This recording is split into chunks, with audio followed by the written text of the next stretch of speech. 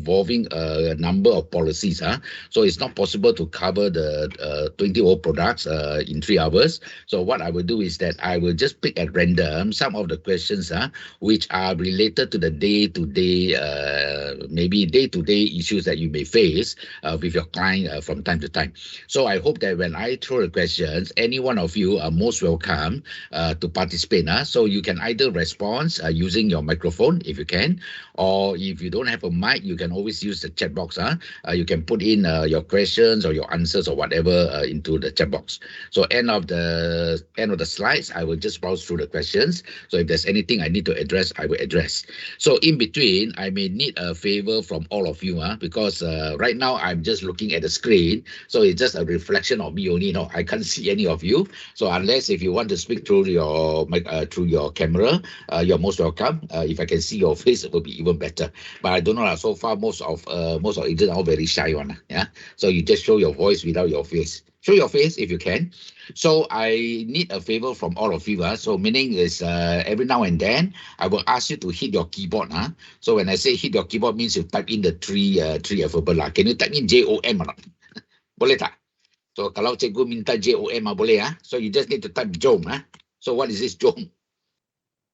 So this job is basically just to reconfirm 2 things. Number one, after I finish my slides, okay, I will ask for your confirmation. Number one, everything is clear. There's no further questions. So I need you to hit jom. Then I'll move on to the next slide. Okay, very good. So now I can see a lot of jom. Okay, keep it coming.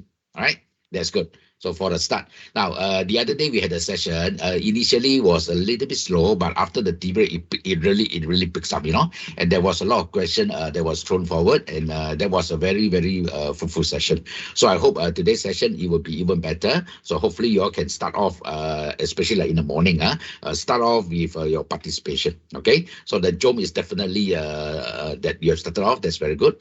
Okay, so let's see. The next thing is just to check. I suppose you can see the slides on your screen. Yeah. Okay, and you can see me on the video. So don't worry about my face. Just focus on the slides. Okay. So let's talk about these general insurance products, all classes. But I will try not to touch on the motor because I think motor you are more or less already expert in that. So let's talk about all the other classes that may benefit you as you move on. Right. Okay, let's move. Okay, let's talk about this selling, cross-selling, and upselling. Now, number one, I'm sure that during the MCO over the last couple of years, I'm sure some of you, I mean, a business partner, you could have maybe lost some of your renewal cases, or your client could have lapsed the policies because of the loss of income, things like that. So now that the MCO is over, so this is the right time to pick up again, right? And if you have already lapsed some of the cases, or you have lost some of the renewal, it is time for you to pick up again. So you need to start selling again, right? So this time when you sell, make sure that you sell them the latest products. So let's say last time if you are selling the standard fire, so now that you have to start selling again. So make sure you come out with better products, right? Maybe better benefits, and also maybe cheaper in terms of the premium. Okay, start selling again. Now, when you sell certain products, there's also other policies that you can cross-sell. This is why I call P2P. Yeah. That's why I call P2P. P means policy to policy. All right. So I will explain to you what you mean by cross-selling. Now, this cross-selling will definitely give you a very much increase in terms of your premium. All right. Now, selling here, you get what you get is just the normal premium. Okay. So if you want to increase your production by 2 times or 3 times or even 4 times higher, you need to do what they call this cross-selling. Okay, so this cross-selling is important because, like I say, besides increasing your production, it will also enhance your confidence in selling, like example, all the commercial line business. Now, during that MCO or at this particular time, a lot of customers may prefer to go direct, you see. So when they go direct, you may also lose some of your clients. So to make up for the loss of your personal lines, you can actually cross-sell into commercial lines. You can definitely increase your sales.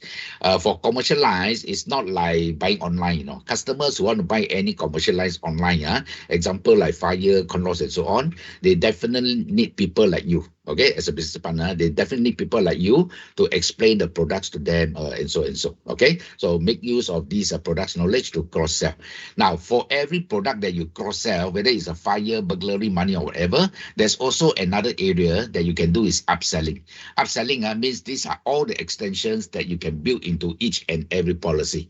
So let's say, example, if you sell a burglary, so in case they want to extend the armed robbery and hold up, so that is upselling. All right. And then let's say like example like PA. So if any customers may want to extend to include some of the hazardous activities, example, so there's also upselling. Okay. So I will go through with you some of this upselling as we move on. All right. Okay, so let's move on to the next one. Now, in these general classes of insurance, they're usually, we group it into 8 different portfolios. So the first one, of course, the most, I would say that the most profitable account, if written and selected prudently, right, it will definitely give you a very healthy underwriting results. Okay, and fire is the number 2 portfolio, means is the, in terms of the premium in the industry, it is ranked number 2. That's after motor. So if there's any opportunity for you to go into the fire portfolio, by all means do that. And I'm sure like AXA also, they have come up with their fire D tariff. So definitely that will help you to target more of the fire business.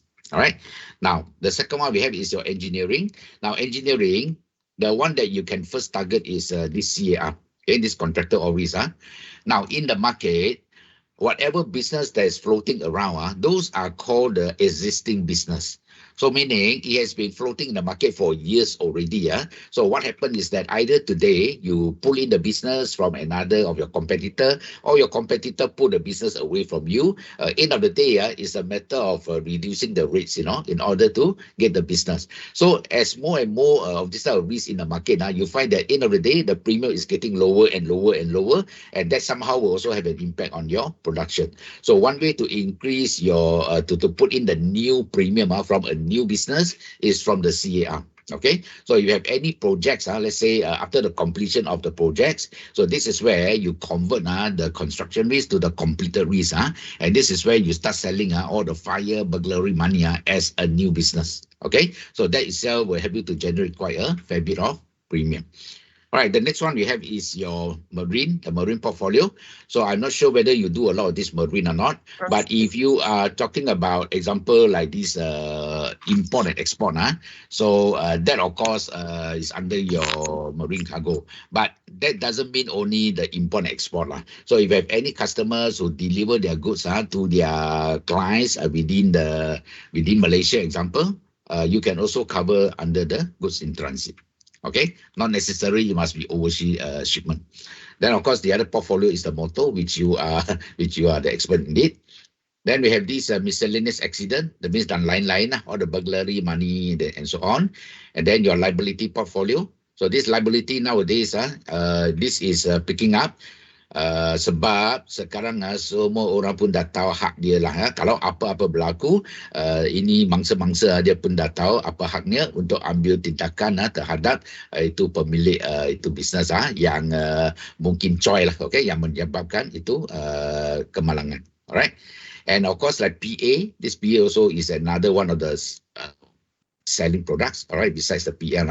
So PA macam sekarang, kita tak tengok umur lagi tahu, tak tengok you tua atau muda atau perempuan atau lelaki. Kalau apa-apa kemalangan nak berlaku pun bila-bila masa saja. Okay, so kalau you tengok keadaan sekarang, ada yang muda pun pergi dulu, ada yang tua pun belum pergi. So ini accident kita tak boleh macam tak boleh expect lah. Okay, it can just happen anytime. And of course medical, example sekarang ni medical, sebab itu COVID dan sebagainya. So sekarang you tak perlu jual itu medical. Semua orang nak beli medical, dia pun tahu yang ini medical mungkin mustahak ya. So yang pertama dia akan tanyalah, ini medical ada cover COVID tak? Example things like that. Alright, but of course now the medical doesn't cover COVID for now lah. Yeah. Okay, so what I want to share with you here is that business partner, if today you are doing a lot of motor, okay, so don't only just confine to motor. If today you can also cross-sell all the fire, engineering, and so, please try to do so. If you have if you lack the confidence for now, no problem. Your MO is always there to assist you in terms of your quotation, in terms of maybe explaining the product features and so on. So as time move on, as you get involved in all these cross-selling, I'm sure you'll be able to sell on your own when the time comes. All right. So you can be a specialist in motor, but you must also be a generalist in all other classes. Okay, you can specialize in PA, but you also got to be a generalist in all other classes. So today, if you sell a motor, suddenly another client ask you, agent, do you also sell, example, do you also sell a marine? Then you say, yeah, I do. Then they ask you, do you sell liability? Yes, I do. Understand? No? Just say yes first. So whether you are confident, no, never mind. Just say yes first. So you got any issue, any problem later on, just consult your MO to get the matter resolved. Okay, so ini 8 portfolio So yang saya kata tadi, kalau you specialize itu motor insurance, bukan tak boleh jual polisi yang lain So kalau ada sesiapa nak tanya itu polisi yang lain, jangan cakap oh saya tak buat yang lain saya hanya jual motor saja. Okay, so jangan sayang ini peluang tahu. Sebab bisnes susah nak dapat sekarang. So kalau sesiapa nak beli apa-apa insurance, cakap boleh je ya. Dan lepas itu, kalau tak berapa confident, tak berapa yakin, then you boleh consult sama you punya MO. Alright, so that's your portfolio. Okay, now I want to share with you talking about this cross-selling. Let's talk about cross-selling here. Okay, we start off with the personal lines lah. This one we start off with the personal lines. So let's say example, kalau you sekarang ada you punya pelanggan macam itu yang beli itu motor insurance. So jangan hanya terhad kepada motor saja. Kalau you dah jual motor, cuba cross-sell lagi So, kalau motor pun ada itu PA yang berkaitan dengan itu kegunaan kenderaan. Okay, so what is the policy? The one normally we call it the driver's PA or motorist PA, okay, cross-sell. So, lepas itu motoris PA, then kalau apa-apa terjadi, ini orang terpaksa masuk hospital untuk rawatan atau pembedahan sebab kemalangan atau mungkin sakit dan sebagainya, then itu you pun boleh jual itu medical insurance. Individual, okay, then you have your medical insurance. I come back again. Medical. So, lepas, let's say kalau apa-apa berlaku itu accident semasa dia berada dalam kenderaan. So, kalau kemalangan berlaku, dia cedera parah termasuk hospital. So, kalau hospital dia terpaksa menjalani itu pembedahan, then medical itu kita akan cover loh. Okay, so lepas dia dah keluar daripada hospital, katakan dah lebih kurang dah sembuh bila dah discharge hospital, dia balik ke rumah. So itu rumah saja kita pun ada itu house owner. Okay, so kalau itu customer katakan yang itu house itu rumah, itu bank sudah beli. Okay, kalau bank sudah beli, kita tak semestinya kita berhenti dekat sana. So kalau itu rumah bank dah beli itu insurance, kalau you ada buat itu renovation atau ubah soil atau apa itu fittings yang ada, you pun boleh jual itu house owner. So kalau itu contents you pun boleh jual itu householder. Okay, itu householder bagi itu barangan-barangan yang ada dalam itu rumah lah. So, kalau dia ada barang-barang sendiri, macam dia punya handphone laptop projector dan sebagainya. So, kalau itu insure bawa ini barang ke mana-mana dekat Malaysia lah. Okay, keluar daripada dia punya premise itu householder tak cover. Householder hanya terhad kepada apa-apa yang berlaku dalam itu premis saja. So kalau ini barang diambil keluar daripada rumah ke mana-mana dekat Malaysia atau mana-mana negara yang dia pergi itu householder tak cover. Alright. So itu you mesti recommend yang itu all risk cover. Okay, business mana yang can I call you YB yang berhormat ya. Okay, yang berhormat. Are you clear with this personal lines? Okay, can I see some jom here? Just to make sure you're with me. Okay, can I get a jom from you? Clear? On the personal lines? Okay, thank you. Kalau yang ada masuk jom Lee, thank you very much. Okay lah, kasih 5 jom lah ya. Okay, right. After this personal lines, then you can cross-sell. This is P2P. Now you sell from personal to business now. Okay, this one inilah. Dari personal, sekarang you cross-sell to business. Ini P2B lah. Policy to business. So, bila you jual itu personalized, you boleh tanya dia lah, okay, Mr. Cheah, sekarang saya nak tahu apakah you punya pekerjaan. Okay, atau apa bisnes yang you ada. So kalau itu customer jawab yang dia macam ada memiliki sebuah kedai atau restoran atau kilang dan sebagainya, ambil kesempatan ini untuk cross sell lagi ya. Okay, kalau ini personalize you dah jual, then lepas itu policy yang pertama yang you boleh recommend itu fire lah. Okay, dekat sini lah. So you recommend fire, okay? So ini fire, you boleh cover ke semua barang yang ada dekat kilang lah. Itu bangunan, machinery dan sebagainya lah. Alright, so you cross sell fire. Now, kalau ini fire, let's say lah dia beli untuk dia punya kilang, so nanti berlaku apa-apa kebakaran dia punya kilang hancur lah, machinery semua terbakar sekali, dia punya production mesti tergendala. Okay, untuk sementara waktu. So kalau itu kilang terpaksa berhenti dia punya operasi untuk selama katakan 1 tahun, apa yang akan terjadi? Dia tak ada income, itu pendapatan semua tak ada. Semua sebab kebakaran, semua berhenti kerja, so tak ada pendapatan. So bila tak ada pendapatan, dia lagi kena bayar itu semua expenses. Untuk example, dia punya bank loan, dia punya interest, dia punya maintenance. Itu apa policy yang sesuai sekali. Kalau kebakaran, kita bayar hanya untuk yang kerosakan yang berlaku saja. Tapi kalau pendapatan semua terpaksa dihentikan, itu apa policy yang sesuai sekali. So that one is your fire loss lah. Okay. Now, under this fire, kalau itu kilang beroperasi 24 jam, 7 hari, 365 hari, apa yang mungkin berlaku? Pertama, kebakaran mungkin berlaku. Okay. Sebab mesin jalan itu tak henti-henti kan. So, kalau betul-betul satu hari, itu machinery yang terlalu panas. Lepas itu, itu machinery yang tiba-tiba terhenti. Dia punya piston sudah pecah dua. Dia macam mana? Tak ada api, tak ada kebakaran, hanya patah dua saja. So kalau patah dua, apa policy yang sesuai sekali? Okay, can I get your feedback? Susan. Susan. Penang, Susan. Hi, Susan. Machinery breakdown. Okay, very good. Machinery breakdown. Now, if a fire by itself, then you claim under fire. If let's say the machine breakdown, no fire, you claim under, you fall under machinery breakdown. Okay, so if a breakdown cause a fire, Susan, if a breakdown cause a fire, one side here breakdown, the other side malfunction, suddenly pop, fire happens, then what happened to the policy? Breakdown cause a fire.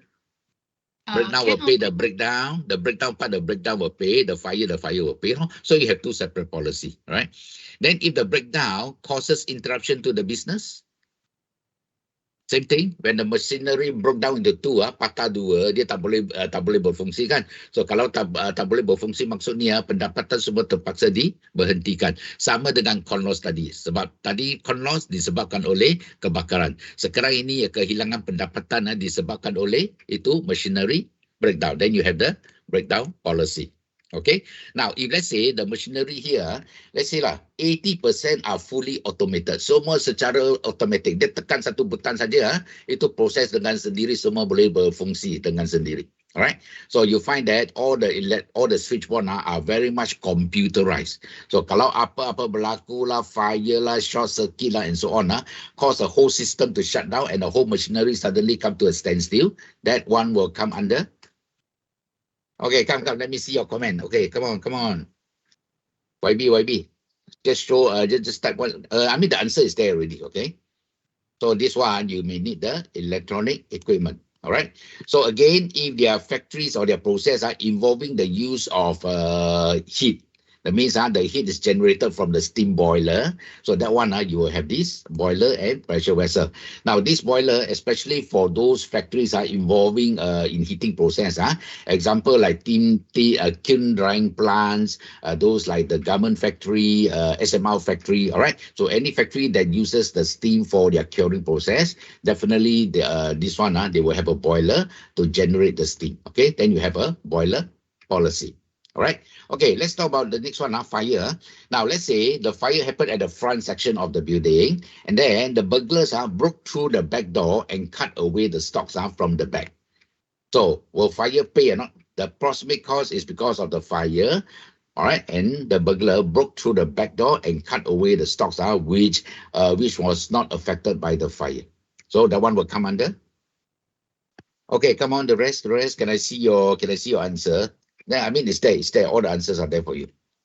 Okay, which one? Guys, tembak lah lo, tembak saja. Jawapan sudah tunjuk dekat sini. So kalau kebakaran berlaku, itu stok yang terbakar, itu fire kita akan bayar. So kalau itu stok yang dicuri, yang dilarikan oleh itu pencuri, itu fire tak bayar. Itu will come under your burglary. Alright. So your fire exclude theft during and after the occurrence of fire. Burglary exclude any loss due to fire. So kalau you jual fire, you mesti cross-sell burglary. Alright.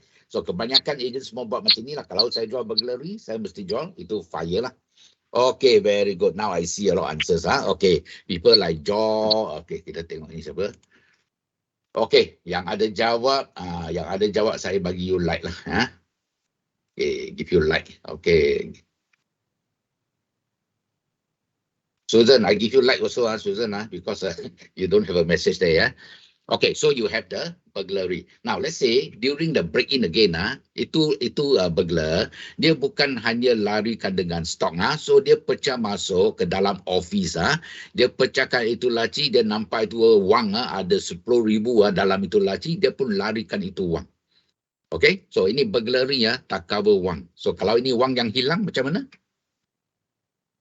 Then you have your money. Okay, so when you sell burglary, you must sell money. If you sell money, you must sell burglary, because burglary don't cover money. All right. Now, if they want to cover the money under the burglary, they must specify. All right. But if they have more than enough cash or money to cover as a money policy, then you sell separately under money insurance. Okay, now the next one under fire. Just now we mentioned building, plant and machinery. Now kalau plant and machinery dia nak insure under fire, itu pun boleh, tapi itu hanya terhad kepada fire saja. So kalau berlaku macam kehilangan disebabkan oleh pencuri yang larikan itu machinery dan sebagainya, itu theft tak cover. Okay, dan biasanya burglary kita biasanya tak cover machinery punya lah, right? Tak berapa sesuai. Kalau burglary untuk stock, untuk office itu furniture itu okay lah. Tapi kalau machinery, burglary tak berapa sesuai. Okay, so kalau boleh kita boleh recommend yang ini office ORIS lah. Ini office ORIS bagi dia punya alat-alat perkakas itu office punya, okay? Macam example itu binding machine lah, photostat machine lah, desktop lah, laptop lah, itu yang boleh bergerak sini dan sana atau boleh diambil ke sana sini, itu lebih sesuai under office ORIS. Sebab ini ORIS kita cover bukan hanya fire saja, right? Kita pun cover theft, kita pun cover accidental damage, no? Alright, and then ini office ORIS pun boleh, itu barang pun kalau yang boleh diambil keluar dari premis. So ini office ORIS kita pun boleh cover sama sekali kalau itu barang-barang itu office appliances yang hilang di mana-mana dekat Malaysia example, we will also cover them. Okay, kalau burglary hanya terhad kepada premis saja. Now another one is your machinery ORIS. Now biasanya macam bank bila dia bagi itu hire purchase atau leasing so biasanya bank dia akan minta itu satu policy untuk cover 3 sekali. Itu fire, theft dengan accidental damage. Okay, bank tak akan issue fire policy sebab fire hanya terhad kepada fire saja. So dia nak ini 3 sekali lah, fire, theft, accidental damage. So yang sesuai sekali macam ini machinery ORIS lah. Ini machinery macam untuk proses production machinery, yang ini boleh dikatakan yang ditetapkan, yang dipasang dekat kilang. Ini tak boleh diambil keluar punya. So kalau apa-apa yang boleh diambil keluar, itu office ORIS lebih sesuai. Kalau macam machinery yang dipasang tetap dekat dia punya kilang, so lebih baik ini kita masuk under your machinery ORIS. So kalau dia ada itu forklift yang digunakan untuk muatkan barang turun atas dan sebagainya, sebab ini forklift dia boleh bergerak sini sana dia boleh dipandu dalam kilang ke gudang-gudang keluar dan sebagainya. So kalau yang macam ni yang bergerak macam itu forklift, excavator dan sebagainya, so ini lebih sesuai under this equipment ORIS. Okay, right. So again here tadi Okay, tadi sini money, I should continue ya. Tadi money, kalau itu wang yang hilang disebabkan oleh kerompakan example, itu money lah. Tapi kalau itu wang yang ditipu lah atau diseleweng oleh pekerja sendiri ya, then this one will come under your FG ya. FG don't cover money, money don't cover FG. Ini money dari apa yang berlaku di luar. Okey, dari luar lah. Tapi ini FG ya, ini kerja dalaman. Ini kerja luar, ini kerja dalaman. Okay, so you have a FG, yeah? Right, so just now we were somewhere, sorry, am I going too fast? If I'm too fast, please slow me down, because I just want to be sure I have enough time to cover all. Okay tak? So far, okay tak? Ini macam kereta api, ya? Okay, so far okay? Let's see. Boleh bagi satu, okay, jom okay, Bimala, thank you very much, jom jom is okay lah. Right. So ini equipment macam forklift digunakan di tapak sendiri, digunakan di dia punya gudang, dia punya kilang, di dia punya premis tersendiri lah. So ini tak ada digunakan di atas jalan raya awam. Okay, sebab itu kita masukkan ke dalam equipment or risk. Nah, katakan kalau dia punya forklift pun digunakan di atas jalan raya awam, macam mana? Itu apa insurans yang lebih sesuai? So that one you will have to come under motor. Okay. Now, katakan ini motor dia punya commercial vehicle lah, right?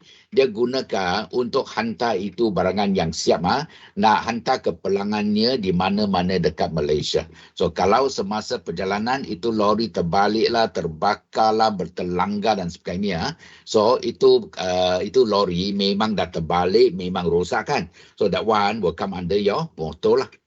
Provider is comprehensive. So kalau barangan yang diambil dia sekali semua terserempak dekat itu jalan raya, macam mana? Semua dah rosak sekali, macam mana? Barangan yang dihantarnya oleh lori tiba-tiba terbalik, so itu barangan semua rosak sekali. That one will come under your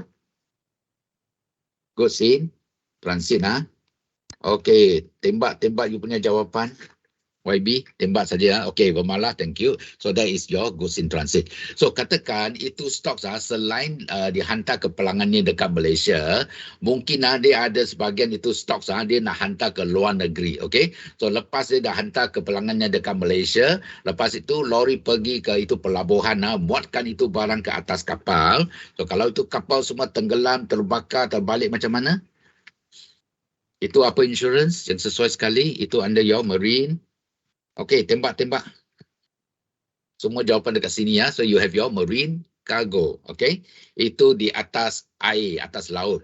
So kalau itu barangan yang diperlukan, mungkin kecemasan, dia perlukan itu cargo dengan secepat mungkin. So kalau hantar dengan kapal, dia mungkin ambil masa yang panjang. Alright. So kalau dia tak ada pilihan, dia mesti terbangkan itu cargo ke negara lain atau import dari negara lain.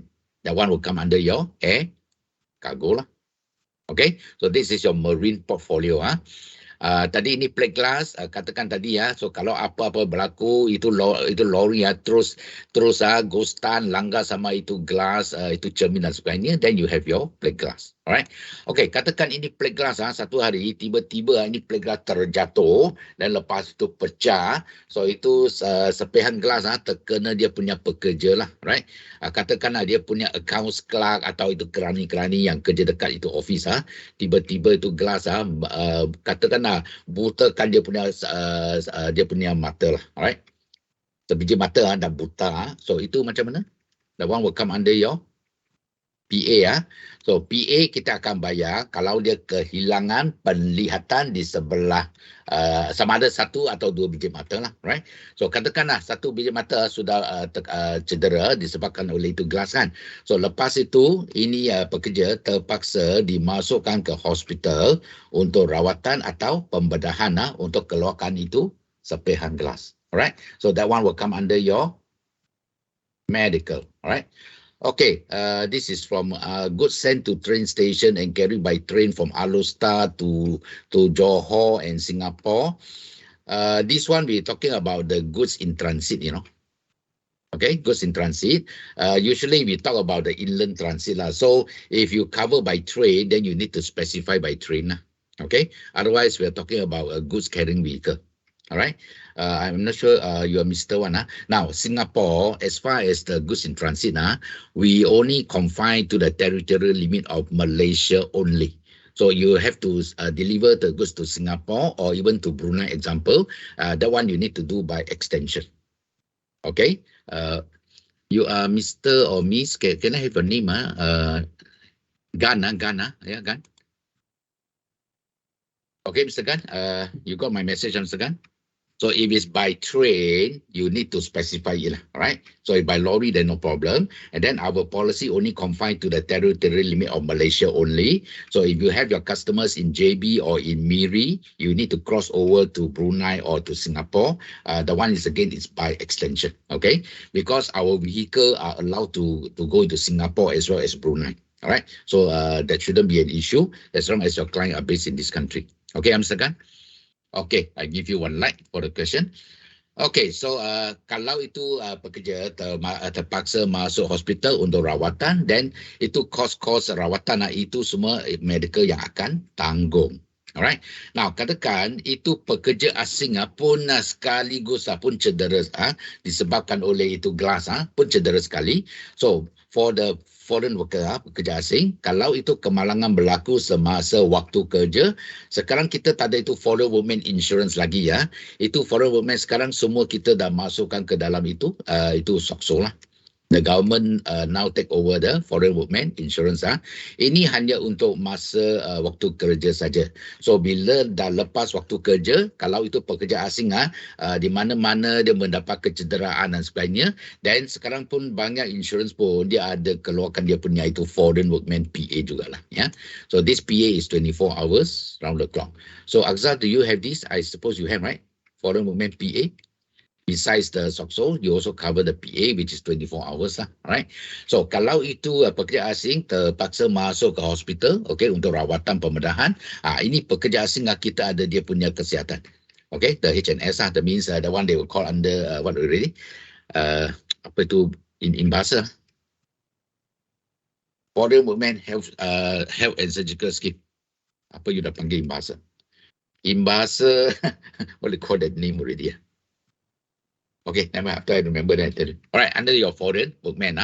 Okay, again, let's say again, the glass suddenly shattered already, right? So, kalau itu pekerja yang cedera, terpaksa masuk ke hospital, katakan dia sudah buta sebelah biji mata kan. So, itu PA mungkin bayar 100,000 lah. Katakan dia punya PA yang dibagi pada itu staff 200,000. So, kalau dia sebiji mata sudah buta, kita bayar 50% lah. So, we pay 100,000, okay, for the disability due to the loss of one eye lah, loss of eyesight of one eye. Now, ini pekerja, kalau dia umur lah, ini perempuan katakan dia umur 23 lah, okay? Ada 4 suami lah, 3 anak lah, cukup tak? Halo, 4 suami. Cukup tak ini 100,000? Umur 23 untuk seumur hidup mana cukup kan? So, kalau ini pekerja, kalau dia boleh macam buktikan yang itu majikan coy sebab dia tak maintain itu, tak pasang itu gelas baik-baik, lepas itu gelas sendiri jatuh menyebabkan itu kemalangan, ini pekerja boleh ambil tindakan terhadap majikannya sebab majikan lalai untuk mengambil itu langkah-langkah keselamatan bagi dia punya pekerja. Alright, kalau itu majikan didapati salah, okey, majikan didapati salah, so itu mahkamah suruh ini majikan, you kena bayar 500,000, okey. Selain dari PA 100,000 ini majikan terpaksa bayar 500 kelebihan. Ini untuk kehilangan mata, ini untuk macam pain dan kesakitan, keseksaan, okey, dan sebagainya, mental duress and so on, whatever special or general damages, another 500,000. Ini majikan mana dia dapat ni wang untuk tanggung ini ini claim. That one will come under. Next one is your employer's liability. Okay, so employer's liability, these are meant for the employees who suffered injury, illness or disease while in the course of employment saja. Okay, so let's say if the glass also injured a third party, then you have your public liability. employer is dalam, yang itu public luar. Understand? So one is internal, the other one is external. So ini product liability. Okay, product liability. So kalau product can be just anything, bukan semestinya makanan saja. Apa-apa barangan yang dikeluarkan oleh kilang, sama ada perabot lah, makanan lah, kain dan sebagainya, apa-apa yang dijual atau dikeluarkan oleh itu kilang, yang digunakan oleh itu pembeli-pembeli. So kalau apa-apa yang terjadi dengan itu barangan menyebabkan kecederaan dan sebagainya, so itu pembeli itu mangsa, dia boleh ambil tindakan terhadap itu kilang yang mengeluarkan itu barang. Alright, so that is under the product liability. Okay, so director and officer, this one is actually more for the public listed company, especially if the shareholders engage one of the CEO from outside, okay, to manage the company. So if this CEO and his team fail to run the company in such a way that makes profit for the company, but instead the whole company go bust and so on. So ini macam one MDB lah example lah, right? The whole company went bust. Shareholders got every right to take action against the director and the officers. Okay, YB. So I have more or less go through very quickly about this cross-selling. So hopefully you know the concept of this cross-selling, and I'm sure it will be able to enhance your premium. Okay, a lot. So again, like I say, you may be a specialist in motor, but that doesn't stop you from selling all the other classes of insurance. If you're very confident in selling all these classes, by all means, go for it. But if you lack the confidence for now, no problem. As I say, just get your MO or whoever is in to help you to at least to quote for all this insurance. Okay, you got to start doing it, YB. You got to start doing it. So if you don't do it, then you will never kick off. Okay, so I wish you all the best. Make sure you're able to start cross-selling. Okay, let's see another question from Ghana. Normally, bringing case to court is for rich people. Any court that's similar to consumer court where it's only self. Okay, Mr. Gan, yeah. Okay, Mr. Gan, this one actually not necessary for rich people. Actually, poor people also can. You see, when you talk about any legal action, first thing first is that if really there's a clear-cut injury, clear-cut negligence from the employer, all right? So usually we will tell the customers before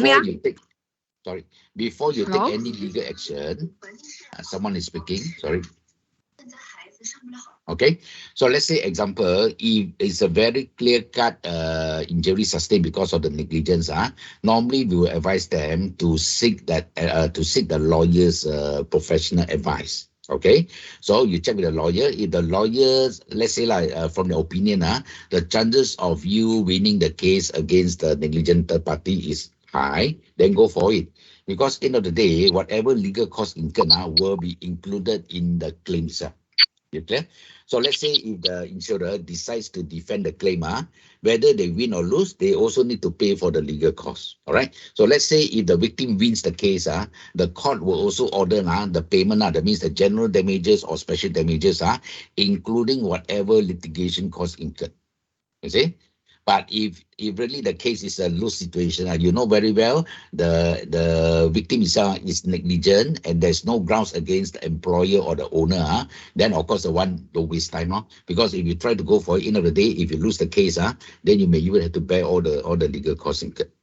Okay? Right, so Mr. Gan, I hope I answer you. Not necessarily rich people. Rich people, I tell you, rich people, I mean, especially all the MP lah, right? Itu member parliament semua main-main punya lah. Dia suka-suka you cakap sesuatu tak kena, saya tak suka dengar saja. Saya nak sue sama you 100 juta. Ya. Saya nak sue saya 200 juta. They talk only lah 500 juta. That kind of thing. MP, I tell you, they are very frequent. That's why every time you read in the news, I want to sue you for defamation. Ini semua macam itu sendiwara sajalah. Nanti betul-betul pergi court case sudah menang, bagi satu surat apology lah, public apology. Oh, saya sorry. Berjabat tangan cakap, okay, case closed. Ini tunjuk sajalah, honestly speaking lah. Alright, so don't have the idea it's only for the rich people. Everyone got the rights got the rights under the court of law to seek any compensation. Okay, so the important thing is be able to at least to prove the negligence on the part of the employer or even the owner. Okay. All right, so that's cross-selling. Okay, can I get some jump from you? Okay, next one, Vermala, is the employer different contribution by employer to purchase? So, okay, this employer liability is a standalone, right? It's a standalone. So let's say under the Pokeso, they will pay for the disability, okay, any disability, and then Pokeso, when they pay for any disability, especially those like disabled one, they will pay them like monthly, okay. They don't pay them one lump sum. They pay monthly for their disability until the person expires. All right. But if we are talking about employees' liability from the insurance point of view, we normally will pay a lump sum. So if the court ordered 500,000 to pay for the general damages or special damages, we will pay a lump sum. Okay. So SOXO is also our our employee liability is employee liability. Okay. A slight difference there. Stephen. Yep. Susan, Susan, yeah. Just to check with you or reconfirm, employers' liability do not cover SOXO employees, right? No. It's a standalone one. That means they do that means employees who contribute to SOXO or employers who contribute SOXO for the employees, they are not covered under employees' liability, right? You will not be paid the SOXO is just like a normal insurance, just like in case any injury sustained, example, what at work, they will pay them a sum of money, okay, for every month until the person expire. They will still get a lump sum, right, according to their salary, that kind of things. But for employees' liability is actually a liability, understand? It's a liability. There's no fixed amount. It's up to the court to decide how severe is the disability or the injury sustained. You know what I mean? Liability got no fixed amount. End of the day, the court will decide the severity of the injury. So if they order to pay 1 million, means you pay 1 million. You get me? Just like example, the employer liability is just like common law. You know common law? Okay. Now, last time under our workman compensation, we have this common law liability, right? Mm-hmm. Under our current workman compensation insurance for the local workers, right? Local, we have this foreign workman. We have this workman insurance, right? Workman, we have the local one, right? But we don't cover foreign now. Now, this workman, we also have another extension called this common law liability. You heard about this one, common law? I've heard of it before. Okay. This common law, we allow up to 1 million maximum. Okay. So you see, under this workman compensation, if this local worker, if let's say due to death, died during working, death, I think they pay only about 18K. Okay. I'm not sure whether the figure has changed. If this one is disability, disablement, then they will pay 24K. Okay. So this is the compensation for one lump sum. Die, we pay 18. Disability only we pay 24K. All right. So same thing. If we pay, let's say 24K for the disability, right? This workman may feel that 24K is not even sufficient for me to sustain my medical for long term, correct or not? So now this workman may want to sue the employer, okay, under this common law liability. You see that? So if again the court decides that, okay, employer, you are guilty of that injury and so on. So now the court says you have to pay extra 1 million. You see that? So this 1 million will be the common law liability. You understand? So in other words, the employer's liability is also applicable to those who contribute to SOXO. Yes. SOXO, as I say, SOXO is just like workmen like that. SOXO will pay you a small sum every month, okay? They'll pay you a lump sum, pay you a sum every month, right? Until it's just like a workman here, and then your employer's liability like common law liability, Okay, and as of last year, foreign worker are also allowed to join the SOXO, right? Last 2 years, yes. Now they are required to subscribe to SOXO already for the foreign workers. Okay, so now for insurers, the only business now they can target is the PA, the foreign women PA, including the medical. So now the government want to support everything also. Oh, okay. Because all along I thought employers' liability do not apply to SOCSO contributors. Yeah, no, you see, first thing first, SOCSO can be any category of people, correct or not? It can be you and me, can be just anybody, all right? So, again, in our insurance, the employer liability, okay, this one, and also the common liability, there's a slight difference here, This employer's liability is actually meant to cover those non-manual workers, meaning like managers, supervisors, clerks, who are not involved in the use of any tools. All right. Now, under the workman is different. Workman, the meaning of this workman means these are all like example, the factory hands, those are involving the use of tools and so on. That's why we segregate these two category of employees. But because SOCSO is regardless, right, whether they are admin workers or whether they are factory workers, so SOCSO is inclusive of all. All right. So here, this employer's liability, because SOCSO, as it says, is across the board. All right. So SOCSO only pay a lump sum, a specific sum for a period of time. But in case if there's any long-term injury, they may want to take action against the employer, then this one will come in. Oh, I see. Okay. All right. Okay. Understand. All right. Thank you. This slide take a long time. Okay, good. All right. Okay, let's see. Any more? Normally bringing case. Okay, no problem. All right. I just browse through some questions here. Okay, so you're ready. Let's move on. Okay, kita tengok. Jom. Kasih jom. Okay, thank you. Let's move on. All right, let's look at the fire. So earlier I mentioned fire is one of the second major portfolio with the highest premium from the market itself. And of course, if this is selected, if it's selected the risk underwrite prudently, it will definitely give you a very good profit margin. All right. So end of the day, if you can go for this risk, it will help you in terms of your premium production, and also at the same time, they help you to get more of the profit comp. Okay. So let's see what about this fire. Right. I'm going to pick up randomly only because like I said, we cannot cover all in detail. I just pick up randomly, so you just need to provide me your answers, your feedback. I hope that every one of you out there, if you're ready, just contribute a bit to this session. All right.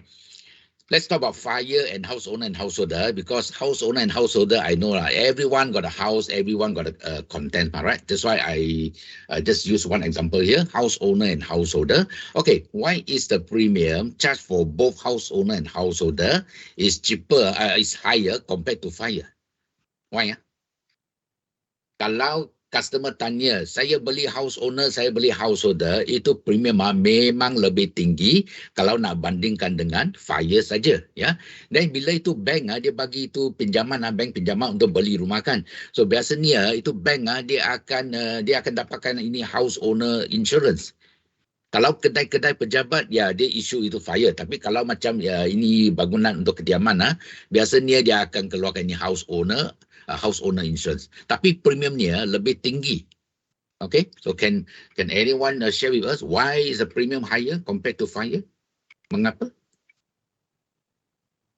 So these are just example of question that you may face from time to time. Mengapa?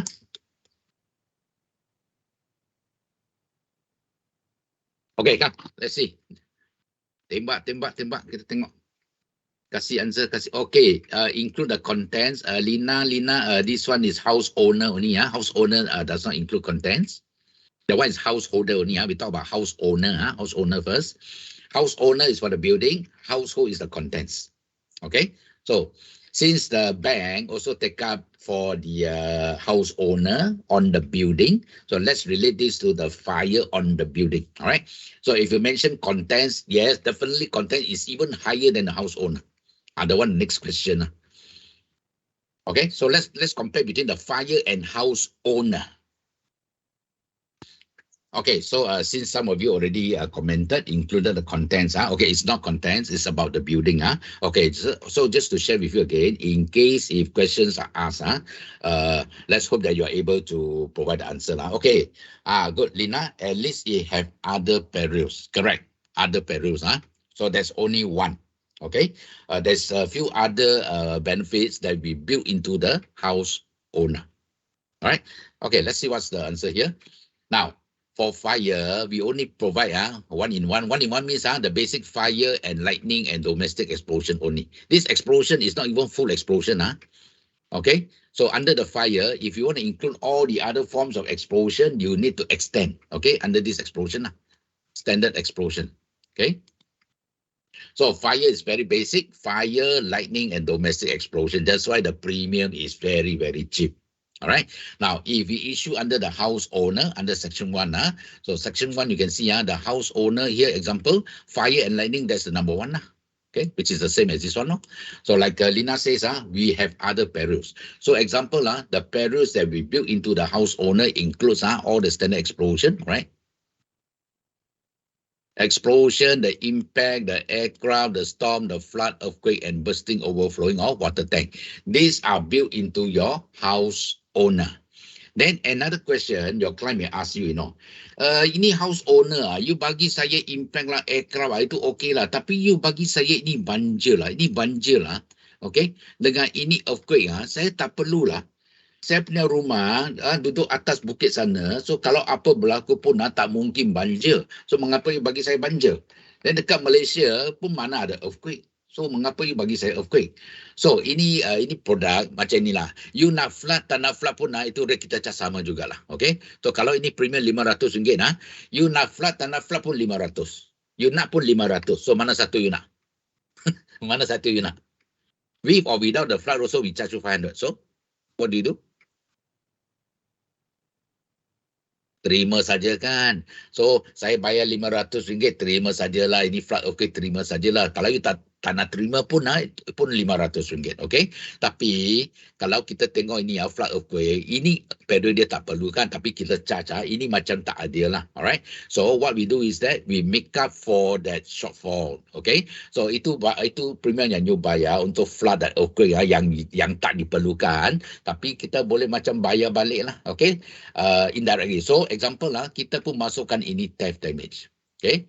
So theft is number 3 already lah. Theft damage. So kalau apa-apa yang berlaku macam cuba nak pecah masuk ke rumah atau betul-betul pecah masuk rumah, ini house owner kita akan bayar untuk itu kerosakan yang dialaminya disebabkan oleh pecah masuk. Tapi kalau fire insurance saja, kita tak cover theft. Alright. So ini theft we also build into the premium for RM500 example. Alright. Now, bukan theft saja, kita pun cover loss of rental. So, kalau apa-apa berlaku daripada kebakaran atau apa-apa peril yang berlaku dekat sini, yang insured dekat sini, kalau apa yang berlaku, itu insured terpaksa pindah ke lain tempat untuk sementara waktu atau sewa sebuah rumah untuk sementara waktu, dia pun boleh claim itu loss of rental. So, ini pun dah jadi number 4. So, untuk RM500, kita pun masuk rental sekali. Okay. Now, another thing that we built in is the public liability. Okay. So kalau apa-apa yang berlaku daripada itu bangunan, apa-apa yang tak kena dengan itu bangunan, katakanlah itu bumbung terjatuh lah, itu lantai licin dan sebagainya. So kalau ini mengakibatkan kecederaan kepada orang awam, example, we also have this public liability. So this PL also we built in as for the RM500. So ini boleh dikatakan 5 dalam 1 lah. Faham? So why is fire cheaper? 1 in 1. Why is house owner more expensive than fire? Because we have 5 in 1. Senang kan? So lain kali bila you explain sama customer, jangan cakap 1 in 1, 5 in 1. Pastikan you pun faham apa itu 5 in 1. Okay? Faham? Right. So kalau ini faham, boleh kasih jom tak? Oh, just tell them it's free. You want to tell them it's free, also can. It's actually built in. So if you want to use a better word, free, why not? Yeah. But it's actually built in. So you tell them with or without also the same premium, all right? So if you tell them free, then it's not wrong to say free lah. But if you ask me, I would say that everything is built in for you. So whatever that you pay extra, we will make up for it by giving you all the other extra. I think it even sounds better. We make up for that premium that you pay, okay, with other benefits. We make up with other benefits for you. I think they're more than happy to hear that. Yeah. Okay, so 5 in 1. Then next one you say householder. Why is householder more expensive than a householder? Ini household contents. So just now if you mention contents, okay, mention contents. This is relating to the householder. Now householder ada 9 dalam 1, 9 in 1. Okay, it's even a wider coverage. That's why the premium is higher.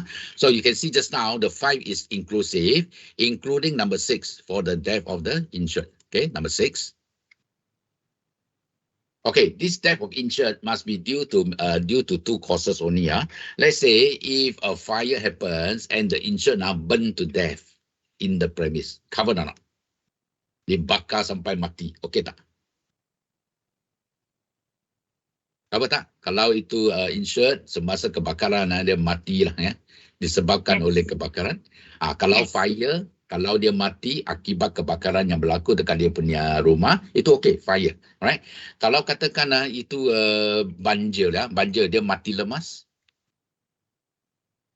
Kalau dia mati lemas, cover tak? Itu banjir lah 6 inci saja dia mati lemas, cover tak? Yes. Itu no. That one we don't cover, right? Kalau itu storm berlaku, kalau itu ribuan petir berlaku, itu pokok tumbang ke dia punya rumah, ngam-ngam dia duduk dia punya ruang rumah mati terkena itu batang pokok, macam mana? Storm? Yes.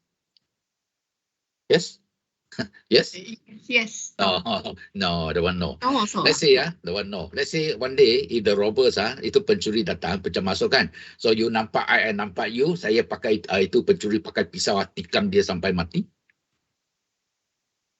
Masa waktu pecah masuk itu insured nampak itu perempat nampak sama dia, dua pun jerit tapi perempat ada pisau kan, tikam dia sampai mati. Okey tak? Is that okay? Is that okay?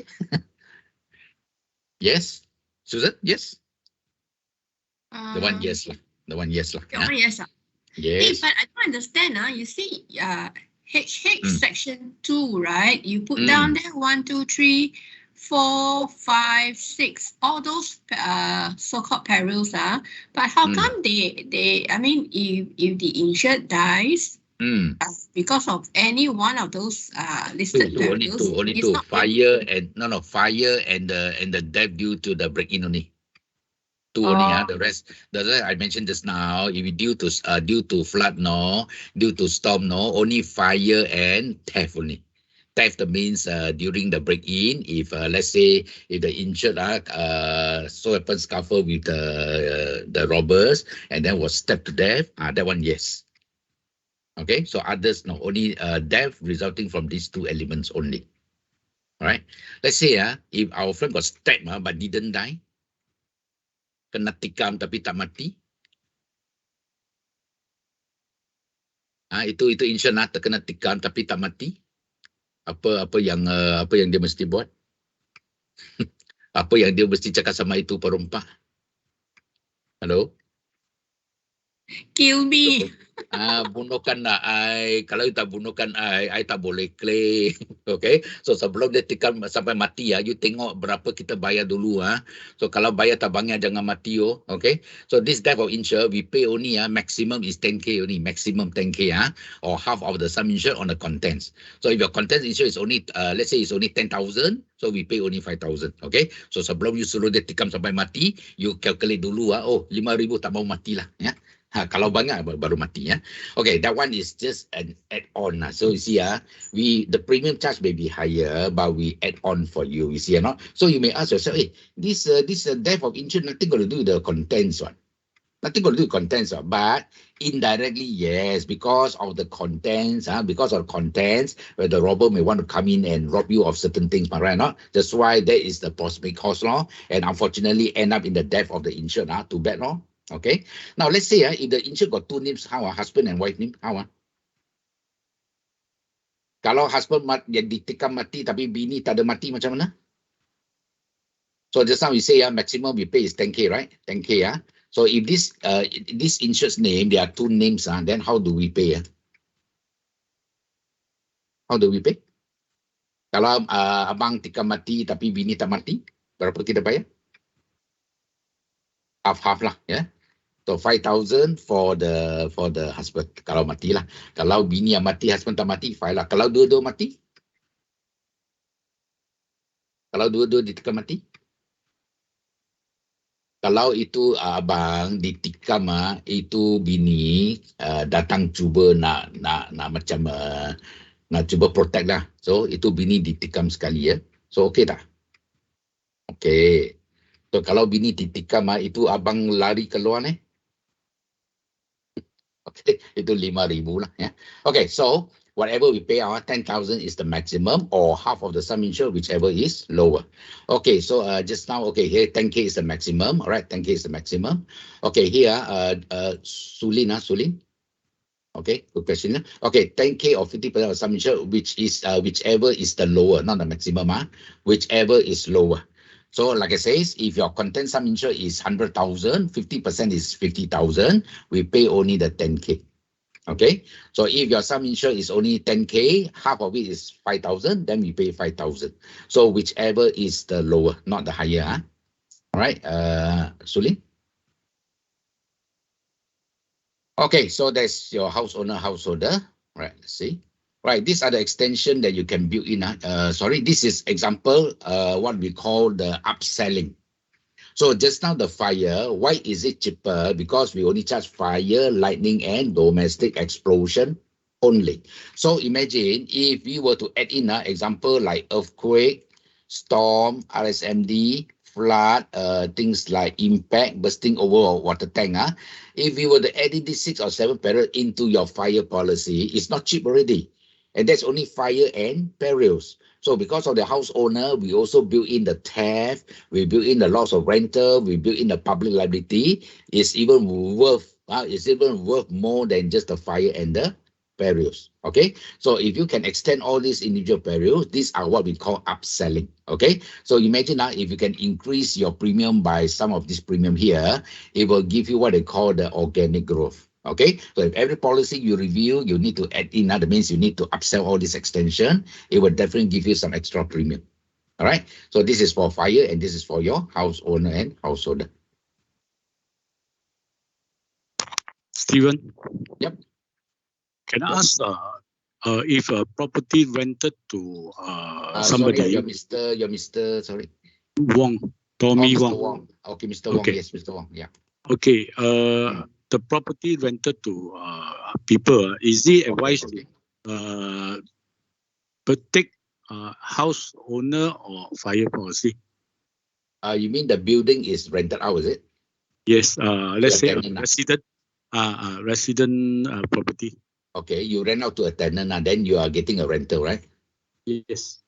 Okay, if you're talking about property, whether you're staying your own or whether you rent it out, if you want a wider coverage, of course, the house owner will be better.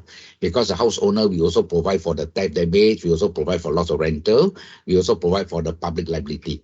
If you buy under the standalone fire, maybe you cover, example, only fire on the building, and then maybe you want to include rental. So the rental, you need to pay additional premium. You know what I mean? So let's say your building insure 500,000. Let's say your rental is 3,000 a month. So if you insure for, let's say 6 months, you need to insure 18,000 for your rental. You know what I mean?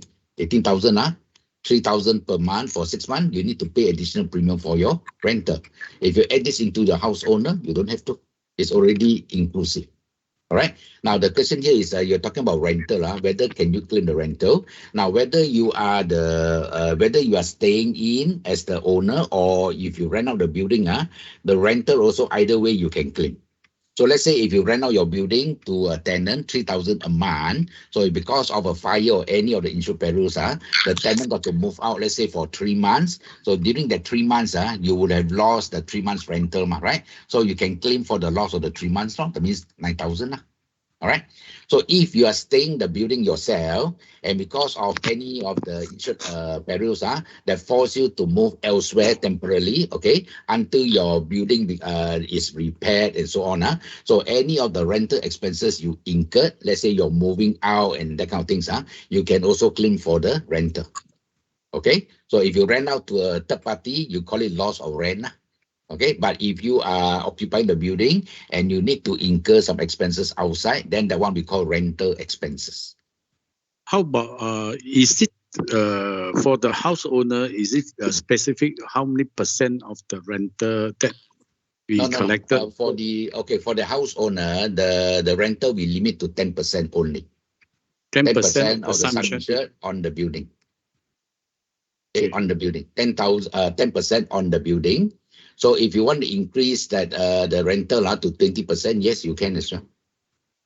Maximum you can increase is 20%. Okay. Okay, so let's say your building is 500,000, 10% is up to maximum 50K. That is the maximum I can claim up to 50K. Yes. Maximum lah. Of course, is on reimbursement. Let's say if we provide up to 50,000 and your rental expenses over the 3 months is only, let's say only 5,000. Of course, we pay only 5,000 Yeah. Okay, I mean whichever is lower, unless you say the building everything got to demolish and reconstruct, it take you 1 year. So if your 1 year rental comes to 60,000 example, then of course we pay you the maximum. But your rental also must be consistent with the market, you know. Okay, let's say now the house that you rent out is 3,000. Okay, example 3,000 a month. So if let's say if you decided to move out and temporarily you rent another premises pending the repair, and then you go and rent a bungalow at 8,000 a month. So you cannot claim 8,000, you know, because what you're staying now is a double-story link house. So the market rental is 3,000 a month. So if you go and stay a bungalow, 8,000, we won't pay you 8,000, you know.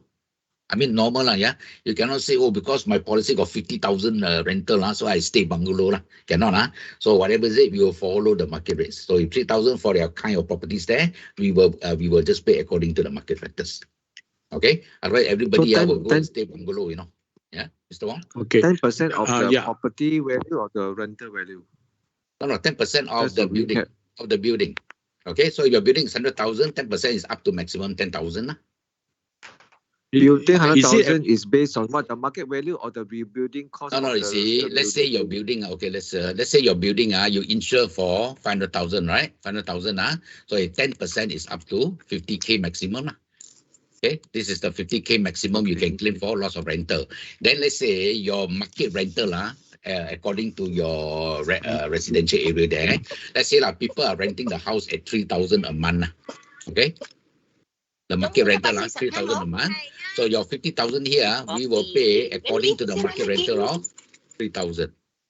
Okay, so if you take, let's say if you take 10 months to reinstate your building, then the 10 months will be maximum. Sorry, there are a lot of people speaking at the back. Fatah, a lot of people speaking at the back. I'm trying to identify. Okay, Mr. Wong, are you clear? You got my message? 50 is a 10% on the building. All right, maximum is 50, but whatever we pay out according to the market rates. So if your market rental there is 3,000 a month, we will pay 3,000 until your building is fully repaired and you are back to your house. Okay, got it? So if you're out for 10 months of 3,000 will be 30,000. So it will go all the way up to maximum 50K, whichever comes first. Okay, Mr. Wong? All right, so other than this, okay, properties that can be insured under your fire. This fire can be any properties. It can be residential, commercial, industrial, machinery, no problem.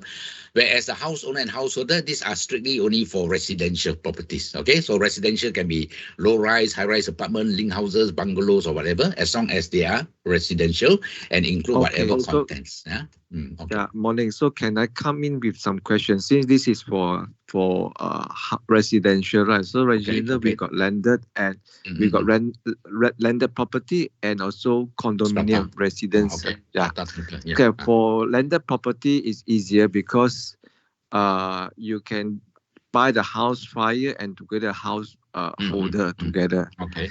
But for resident or condominium, the building itself, the structure is already insured by the joint management. Yes. Okay. Right. So normally people ask, should I buy the fire policy or should I only buy the house holder only? Okay. Normally your JMB will buy fire or house owner? Fire, right? They buy fire only. They buy fire because for condominiums or all this, it's not possible to buy under the house owner because house owner, like it says, they also cover public liability and so and so on. So if you're talking about a building, a condo itself worth 20-30 million, the house owner, the public liability is nothing. I mean, 50,000 is nothing. So it's not so appropriate because there are many tenants occupying the block, right? So more appropriately is under the fire insurance. But individually, like you say, whether to buy or not to buy, yes, you you can either buy a fire or house owner. It's your choice. For individual, it's your choice. But if you ask me, I don't mind taking up a house owner for my individual unit. So again, your question is that JMB already covered, but don't forget, JMB only covered only the structures and the external only. Okay, according to your SMP, we will cover only the common areas. Common areas means all your staircase or electrical substation, anything that's outside. Okay, any damage, the fire policy under the JMB will pay. But anything internally is your responsibility.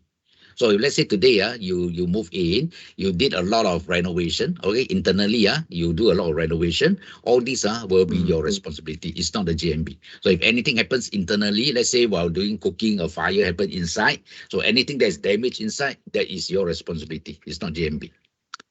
So I got a case. She rented out her condominium to a tenant, and then the tenant don't know how they use the kitchen explosion. Okay. Explosion. So she asked me, so if I want to insure my unit, how to insure? Should I buy fire or buy the house holder? It says individually. So when the kitchen explosion is quite badly damaged, so you have to renovate the whole kitchen again. So normally, when you buy house fire, can we include the renovation cost? If you buy either way, a fire also can, house owner also can, right? So the difference is, of course, is the coverage. If you buy a fire, then it's only the fire, lightning, and the domestic explosion only. So if you're talking about example like when they are doing the cooking, something happens, right? Okay, that one will come under your domestic explosion. So if a fire, that's about it. Unless you extend all the other perils, like bursting, overflow, or water tank, and so on, that's for fire. You need to go by extension. Then there's no public liability cover. There's no theft damage cover. All right. So if you are prepared to take the house owner include all forms of explosion. So whether it's domestic or industrial or commercial, is inclusive. All right, and not only that, we also include the theft damage. We also include the public liability. Now, explosion, another thing you need to take note, if you see the explosion from within your unit, okay, that is under your fire also can, your house owner also can. But your house owner includes all form of explosion. So let's say one day, if any explosion happen from the surrounding, let's say you got a factory or any of the shops, all right, they are using some LPG gas or whatever. So the explosion happens from the outside, and because of the force of the explosion, cause your internal contents shattered. Let's say your internal partition, you got glass or whatever, right, shattered because of the force of explosion. Covered or not? Under your normal fire, is it covered? It's not. That one is not domestic, Understand? So if any explosion from outside damage your internal contents, your fire policy is not covered unless you buy the standard explosion. So troublesome, I buy fire, somehow I need to extend the standard explosion, troublesome, I'm also put under the house owner. So whether explosion from internally or externally, you are assured that it's covered. So my advice is that for internal individual unit, house owner would be better. Oh, okay. Okay. I mean, if you want to say premium, fire, but if you really want more in detail, then house owner will be better. All right. So then in your description, you mentioned including whatever renovation and so on. Because of JMB will not cover all your renovations, only the external structures. Okay. Okay. So one last question. Okay. Normally for landed property, there's always an argument. Let's say property, when we insure fire, we don't go by the market value. We go by the rebuilding cost, right? So this will be so the next assuming, let's say we have a house of 3,000 square feet, and normally I would say, maybe you have to put like 350 per square foot as a rebuilding cost. So that is the value you need to insure property. There'll be 1 million plus . But normally the argument from the owner will be, why should be 350 per square foot? I can get people to do it for 300 per square feet. So is there any sort of calculation to determine how much we are able to insure the property so that it will not be over or under insured? Because there's always argument there. I say 350 per square foot to build up, so that will be amount you need to insure your 3,000 square feet house.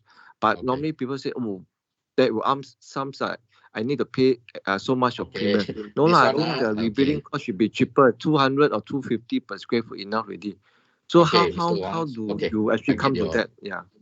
All right. First and first, there is no such thing as a fixed valuation. All right. No such thing as fixed. Like you say, I can get a contractor, my friend, they can quote me cheaper. I can get another contractor who give me discount. Correct? No? So there's no fixed cost. Sometimes it depends on the contractor, how much profit they want to make from you. Correct? No? But in any case, if we're talking about any claims, of course, we want to justify. Right? So again, as an agent, we are not a professional valuer. All right. Even a professional valuer cannot tell you exactly the same. So what we can do as an agent is just to provide our advice, professional advice. Okay, the first thing, Mr. Wong, if you want to know the basis of calculation of that cost to be insured, you go to this PIAM website, PIAM, and then you look for this BCC. BCC is the Building Cost Calculator. Okay, go to PIAM website. Look for this BCC, Building Cost Calculator. So they have formulate some of the they have formulate something that's relating to the construction cost. All right, and this BCC is very suitable for residential, even like simple offices and shop house. So you go, you follow the guideline there. All right, then after that they will show you just example the building cost construction. Then you can use that as the basis of the sum insured. Okay, so you try the BCC and see the building cost calculator. All right, Mr. Wong? Okay. So at least, thanks. If anything happens, then you tell them, no, we have followed the PIAM guideline. So this is the construction cost, according to the formula which they have come up with. All right.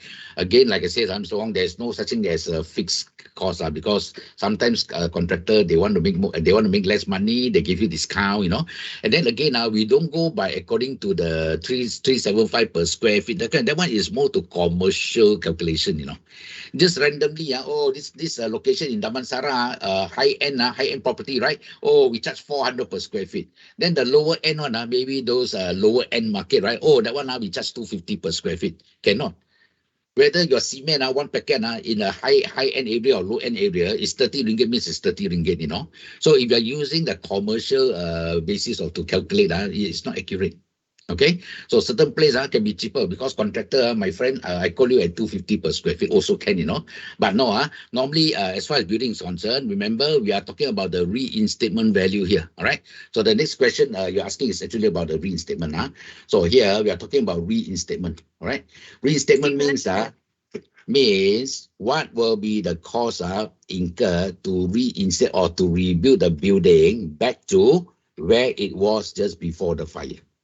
Okay, we don't see your location, whether you are at the Taman Tun or whether you are at the Kampung Kerinci, we don't care about that. End of the day, what is the cost of the building material? So example, you're talking about a packet of cement, whether I use it at Damansara or whether I use at whatever kampung, one packet is 20 ringgit is 20 ringgit. Okay, so we are looking at the actual reconstruction cost incurred to reinstate the build. That's about it. Okay, so how much to reinstate? Again, like I said, there's no fixed amount. Usually once you get an amount, maybe you just give an allowance at 10 to 15% for the inflation factor. That's about it. Okay, by end of the day, of course, if the property is slightly over-insured, it's better than under-insured.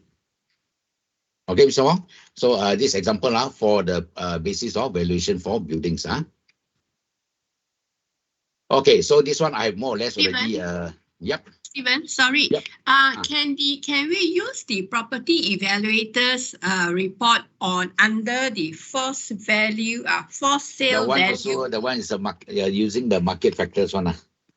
No, normally the property evaluator report will have two value. One is the market value, which is meant for selling. Okay. The other is the forced sale value, which is a lower sum. Yeah. The valuation. Okay. So we can use that as the reinstatement value to insure, right?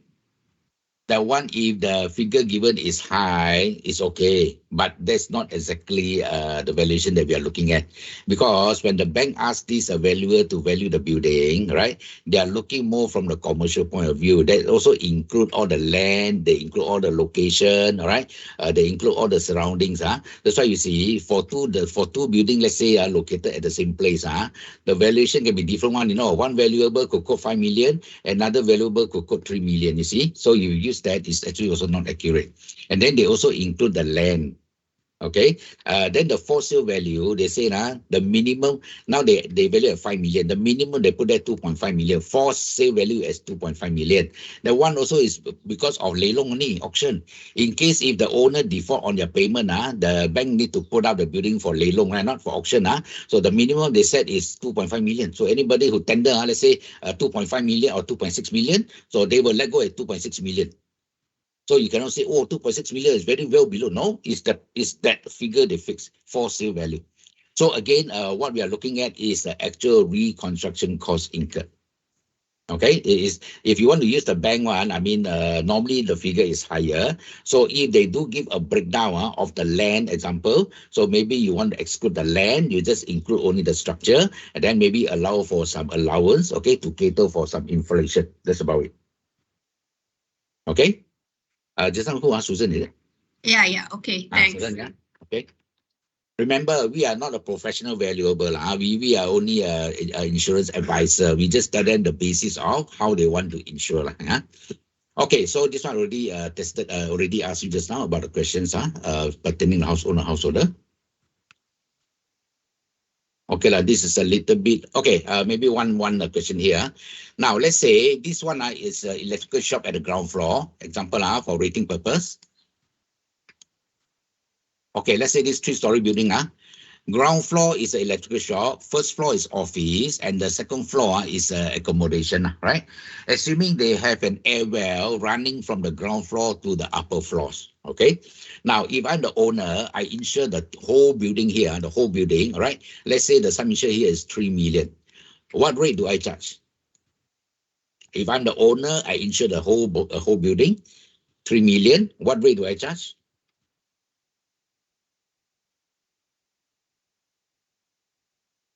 We charge the highest rate, the retail, all right? Retail. But if they retail rate, but if they want to buy individually, okay, for the ground, for the first and second floor, if they can give a breakdown of the sum insured for each floor, okay, we can charge them a separate rating. But because of the air well, okay, we will need to load them the 25% here, okay? So if you use the office rate and the dwelling rate with the 25% loading, it is still cheaper if you compare to the retail rate. Okay, right. So, Fatah, are you there? Yep, I'm here. Fatah, so you want to take a 5 minutes break? Yeah. Let's do that. Yeah, let's do that. Tadi tanya pun tak tengok masa. Okay, 5 minit lah. Okay. Yeah, right, sure. right. Okay. Right. Okay, jom 5 minutes.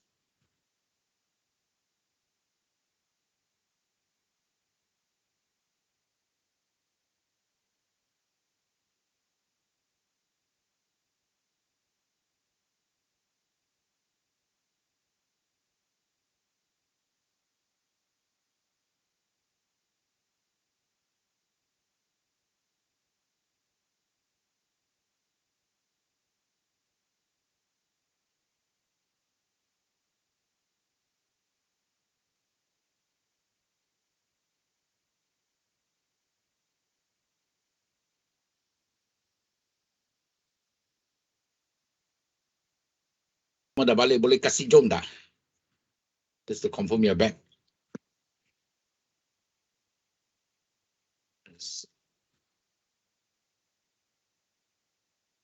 Message mana nanti ya?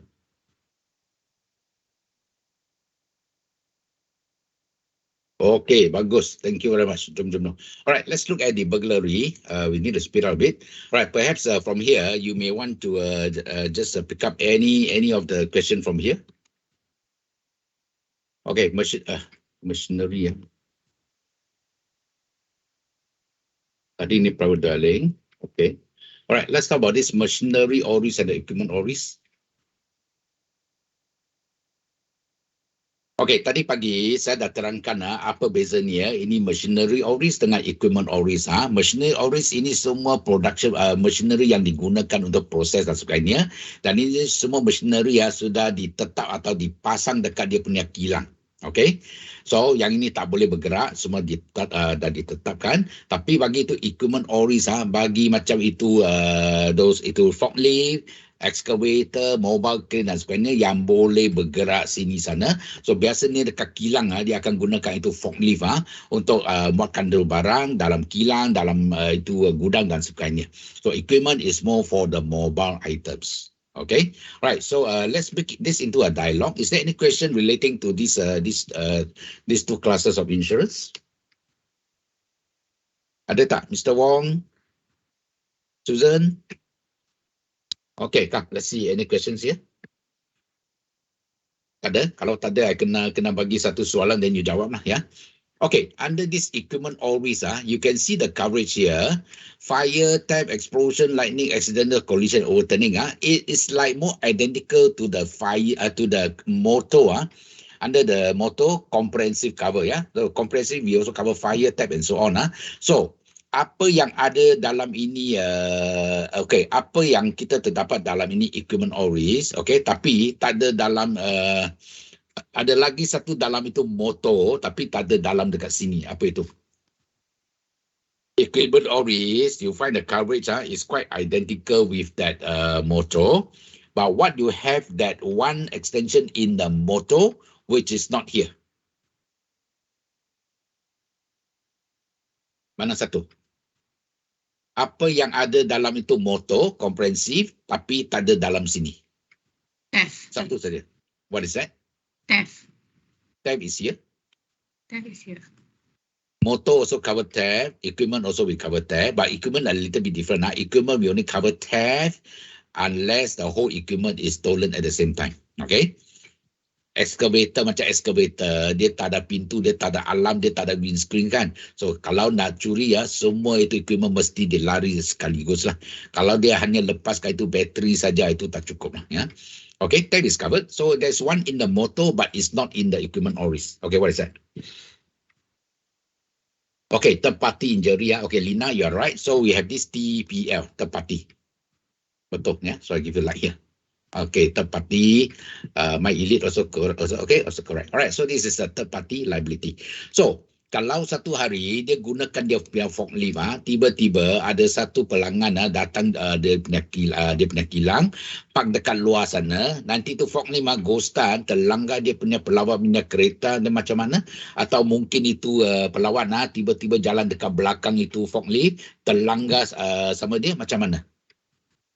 Sebabnya itu forklift tak ada TPL kan.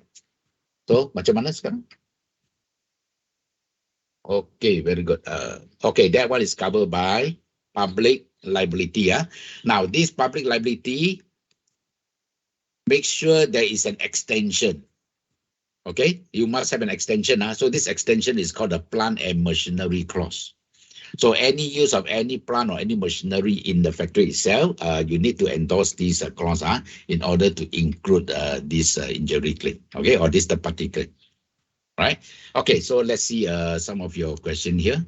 Okay, third party under leasing for medical equipment, how to know it's been insured? Okay, normally for the medical equipment, if it's under leasing, first thing first is depends on who arranged the insurance. So if you are taking up the leasing example from one of the financial institution, so sometimes the financial institution will issue the policy on your behalf. But sometimes they may ask you to arrange your own insurance and then you lodge a copy with that. Okay, so if it's through that financial institution, they will arrange it, of course, according to the invoice value. Right? But if you are arranging your own, then also you look at the invoice value, then you issue a copy, you forward a copy of the original policy to the leasing company. Okay, so this one, what insurance is best to cover all this equipment, medical equipment? What's the best policy, medical equipment? So this one is good to cover under all risk. Okay, don't for any of these, all risk will be even better. Okay, right. So my elite agency, correct? Go for the all risk. Okay, so it depends on who arranged the insurance. Right. So the next one, let's see.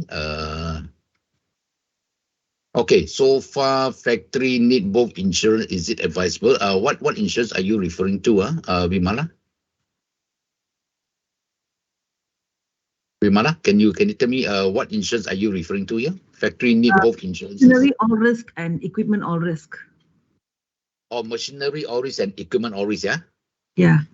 They are standalone policies. So I told you already, the machinery all risk are for those production machineries which are fixed on, okay? Whereas the equipment all risk, this one covers the mobile items. So it's a two standalone policies. So mobile items means the forklift, the excavator, the crane, which they use it either within the building or even outside also no problem. So when we issue under the equipment all risk, normally the territorial limit, we can even put it within Malaysia. Okay, if it's under the machinery all risk, it's only at the premises. Okay, one is stationary, one is mobile. Okay, for contractor example, excavators, so if these contractors are involved in some simultaneous project anywhere, I mean the 2-3 project in Malaysia, they can issue under the equipment all risk and then they put within Malaysia. So after they finish the excavation work at project A, they may want to transfer it to the project B, no problem. Okay, so it's a two different policies. All right, very good. That'd be good if you keep it as a dialogue session, right? So anyway, towards the end, if you have time, you got any further questions that you may want to ask, then we will address it. All right. Machinery or equipment, the same thing here. So this one, again, based on market value or reinstatement value, which location? Okay, then I show you. All right, here, equipment or risk, market value or reinstatement value. Machinery or risk, market value or reinstatement value. Okay, come, let's have a dialogue on this one. How should I insure that? Market value or reinstatement value? Okay, anyone? When is the time we go for reinstatement? When is the time we prefer to go for market value? There's two bases here. Okay, anyone? Susan, you want to try? Susan? Susan, are you there? Yes. Okay, you want to try? When we go for market value and when is the time we go for reinstatement? Market value. Old equipment, new equipment, local, import, which one? Market value, I think go for those where the value appreciates, especially imported ones or new ones. Okay. Sorry. That is reinstatement value. That's reinstatement value. Okay. Market value would be those actually are old or have very little value. For those that depreciate a lot. Yes. Reinstatement for those which this one depreciate. Okay, this one appreciate lah. Appreciate, correct. One is up, one is down. And again, when you're talking about up or down, sometimes it's not only whether the machinery is old or not, Sometimes even the old machinery, let's say even if the machinery is 10 years old, example, but if this machinery is still available in the market, still available new in the market, you can still go for reinstatement value. All right, because reinstatement means that if anything happens, we want to replace like for like, everything's the same. So if I can still get a brand new one for the same model, even though it's 10 years old, I still can go for reinstatement value. Last time, our Proton Saga, the old Proton Saga, yeah? Even the Proton Saga, 20 years already, but you see, each time when they manufacture the car, the same design, the same model, right? Not? So even your car last time, Proton Saga, even your car is 20 years old, still like new, Because you see the new car on the road, exactly like yours, So until they come out with a new facelift or they come out with a new model, that one is our production. Okay, so market value is more to the depreciation factors. So any of these machinery, number one, if the value depreciate a lot, and number two, if it's already out of production or is already obsolete in the market. Right, so it's best to go for market value. So market value means we take the second-hand value lah. So let's say when you bought the time when it was new, let's say 100,000. After let's say 5 years of usage, you allow for the wear and tear example. So maybe after 3-4 years later, the value, the market value now becomes 30,000 example lah.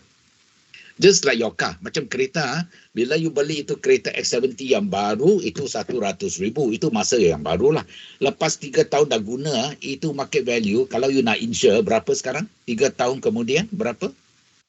Let's say 70 kan. Then market value, you insured 70. That's market value. Okay, so my advice that for all equipments already obsolete, out of production, and which depreciate a lot, or there's no demand in the market one, better to go for market value. Okay, so that if any claims it's easier for the adjuster to work out the valuation, okay, for such claim. If you insure the old machinery under the reinstatement, you may have problem later on. Number one, it could be underinsured. All right.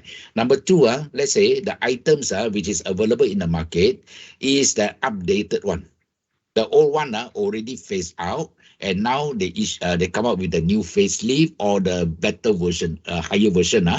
Let's say example like this machinery. Last time, let's say 5 years or 7 years ago, maybe the machinery is semi-automatic, right? So you issue on the reinstatement value. Then 5 years later, the manufacturer already upgrade, already come out with a more advanced version. So now it's fully auto. Right, yours last time is semi-auto. Now, for the same kind of machinery that you're using now is the higher version. Now it's all fully auto. Right. So since you insure based on reinstatement value, now if anything happens to the old one, we need to get a replacement for you, right? But the replacement is no longer the SA already. Now the replacement is this one. Okay. So even though the same capacity, but now the features are different. Now it's fully compared to those days, yours is semi-auto. We will still replace the old one with the new one because reinstatement, we're talking about replacing the new one. But because the new one is now fully automatic, we will also less out we will less out some percentage called what? You are getting something better than before. So we will less out, what do you call that? The word commonly used in the claims. Okay, come, tembak saja. Apa yang kita panggil? Kalau you dapat sesuatu yang lebih baik daripada dulu, kita akan bagi itu, kita akan macam kurangkan sedikit untuk apa yang kita panggil betterment. You're getting something better. We give you a new one, but we will less out a certain percentage for betterment. So the percentage, of course, is up to the adjusters to find out how much is the difference. So they may less out, example, 10 or 20% as a betterment. You see that? So why are you insuring something that is already outdated? When it comes to claims, you may claim, but still you need to bear some of the betterment. You see that? Yeah. So the newer equipment, and especially those imported one, if it's still available, you go for reinstatement. Because sometimes the imported one, machinery, like for like, is the same. Okay, just like when you import this machinery from US, maybe the time you bought the exchange rate was, let's say, 4%, right? Okay, 4%, but because of the inflation over the period of time, now the same machinery total loss, you're going to import the same machinery again, but this time the exchange rate is 5%. You know what I mean? The exchange is by 5%. So last time you insured at 400,000, now is at 500,000. You see or not? So because of the inflation, so you need this is best to insure under the reinstatement value.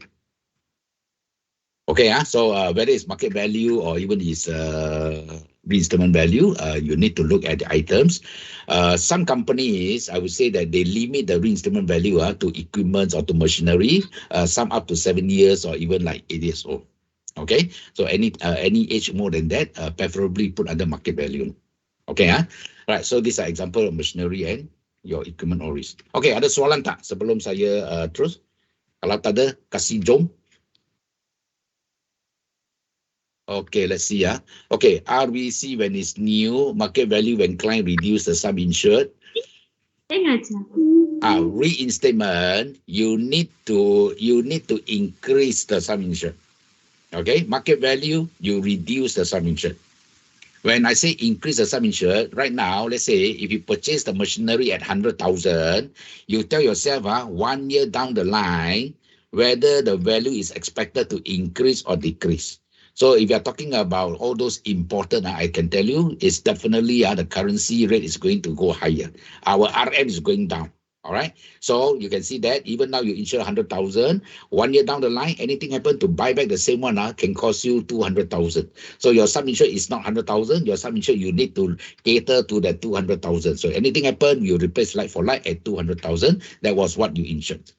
Okay, reinstatement, you need to look forward to the future. How much will it be? Market value, you look to the past. Okay, so which is easier, look to the future or look to the past? Mana satu? Kalau you tengok nasib, itu nasib selalu you pergi titik nasib, selalu dia kata you punya past. Apa yang berlaku dulu dia kata ya betul. Tapi apa yang akan berlaku pada masa depan kita pun tak tahu, kan? So anyway, that's how we look at the valuation. Okay, burglary and the office or risk. Okay, I just raised one question here. Okay, for burglary, like I mentioned, any contents or stocks relating to the insured business. Kalau macam office equipment dan sebagainya, itu lebih baik kalau kita masukkan ke dalam itu office or risk. Alright, kalau burglary macam stocks, okay lah. Kalau dia punya macam furniture, fixtures, fitting, dia dah masuk burglary pun okay. Okay, tapi kalau yang lain macam itu office equipment lebih sesuai kalau kita insure under all risk lah. Yeah. Okay, here. Any question? Okay, let's see. I have to find out the value by themselves. Lina, as far as the valuation, of course, they need to go and source around lah. All right, check around, especially like all those suppliers. Just check around the suppliers. Go to the Google and find out. Okay, the leads and so and so. I mean, they got to go and find out lah about the valuation itself. Okay. Check with the contractors. Look at the Google. Any source of information that you can access to. All right, the best is suppliers lah, if you can. All right, so here any questions pertaining to the burglary and the ORIS? Okay, if not, I will throw you one questions. Okay, ini semua nanti you ada masa, you kalau ada masa you boleh macam browse through lah later on lah. Kalau you ada itu handouts, you just browse through. Okay, I just want to throw the questions to you. Okay, ini ya. Mr. DIY, okay? Mr. DIY dia ada 300 cawangan, okay, di Semenanjung atau dengan Sabah Sarawak lah, okay? So, katakan dia punya jumlah itu stok yang ada dalam dia punya accounts, okay, comes to about 30 million. Okay, keseluruhannya dia punya stok, bila dia masuk ke dalam dia punya account ada 30 juta lah. Okay, tapi ini 30 juta semua dibahagikan ke dia punya cawangan, 300 cawangan di Semenanjung dengan Sabah Sarawak lah. Alright, so bagi ini case macam mana kita nak insure dia punya burglary? What is your recommendation? How to insure them? Okay, so don't tell the customer, sorry saya bawa motor saja ini saya tak berapa pasti tak apalah, you cari orang lain, jangan. Ini peluang yang ada, okay? Peluang yang ada, ambil saja. Kalau tak pasti, tanya MO lah. Okay, so macam mana? If you can advise a client immediately on the spot, I tell you, the client will be more than happy. Wow, this agent yat lau, Okay, value, value added. Okay, how do I go about this one? Let's open up for a dialogue here. I think individual outlets with individual sum insured. So if I have 300 locations, I got to give you the 300 breakdown of the sum insured? Yeah, with the stocks that's available at the individual outlet. Very troublesome, Susan, very troublesome. After I advise you 300, before you could endorse a policy, location number 5, deleted, replaced with location number 301. Very troublesome, Okay, so you say a breakdown, no, it's a bit troublesome. That is a bit troublesome. Okay, so here who suggested 10 million, 15 million, Okay, mana you dapat 10 million? Macam mana 10 million? Okay, my elite say 10 million. This one, management. Management say 50 million. All right. Where do you get the figure? Just pluck from the sky? Is it just pluck from the sky? No lah. Don't pluck from the sky. Okay. So this case, any more? Any more comment? Just one more comment. Let's see. Okay. Issued on first loss. Okay. Gan, you say insure first. Okay. First loss is correct. But the first loss is how much. So just now who mentioned Ma mentioned, you mentioned 50 million, and then the other mentioned 10 million. Okay, if you say 10 million or 50 million, yeah, I would take that as the first loss. 10 or 50 million of the 30 million, right? So here, your 10 million can be the first loss, or the 50 million can be the con loss, right? Sorry, for the first loss.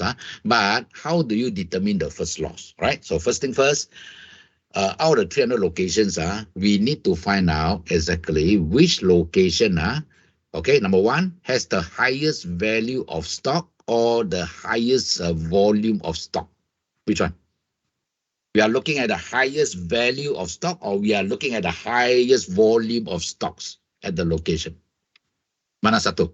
Tengok dia punya harga, okay, atau dia punya jumlah. Jumlah stok yang ada atau itu harga jumlah yang ada.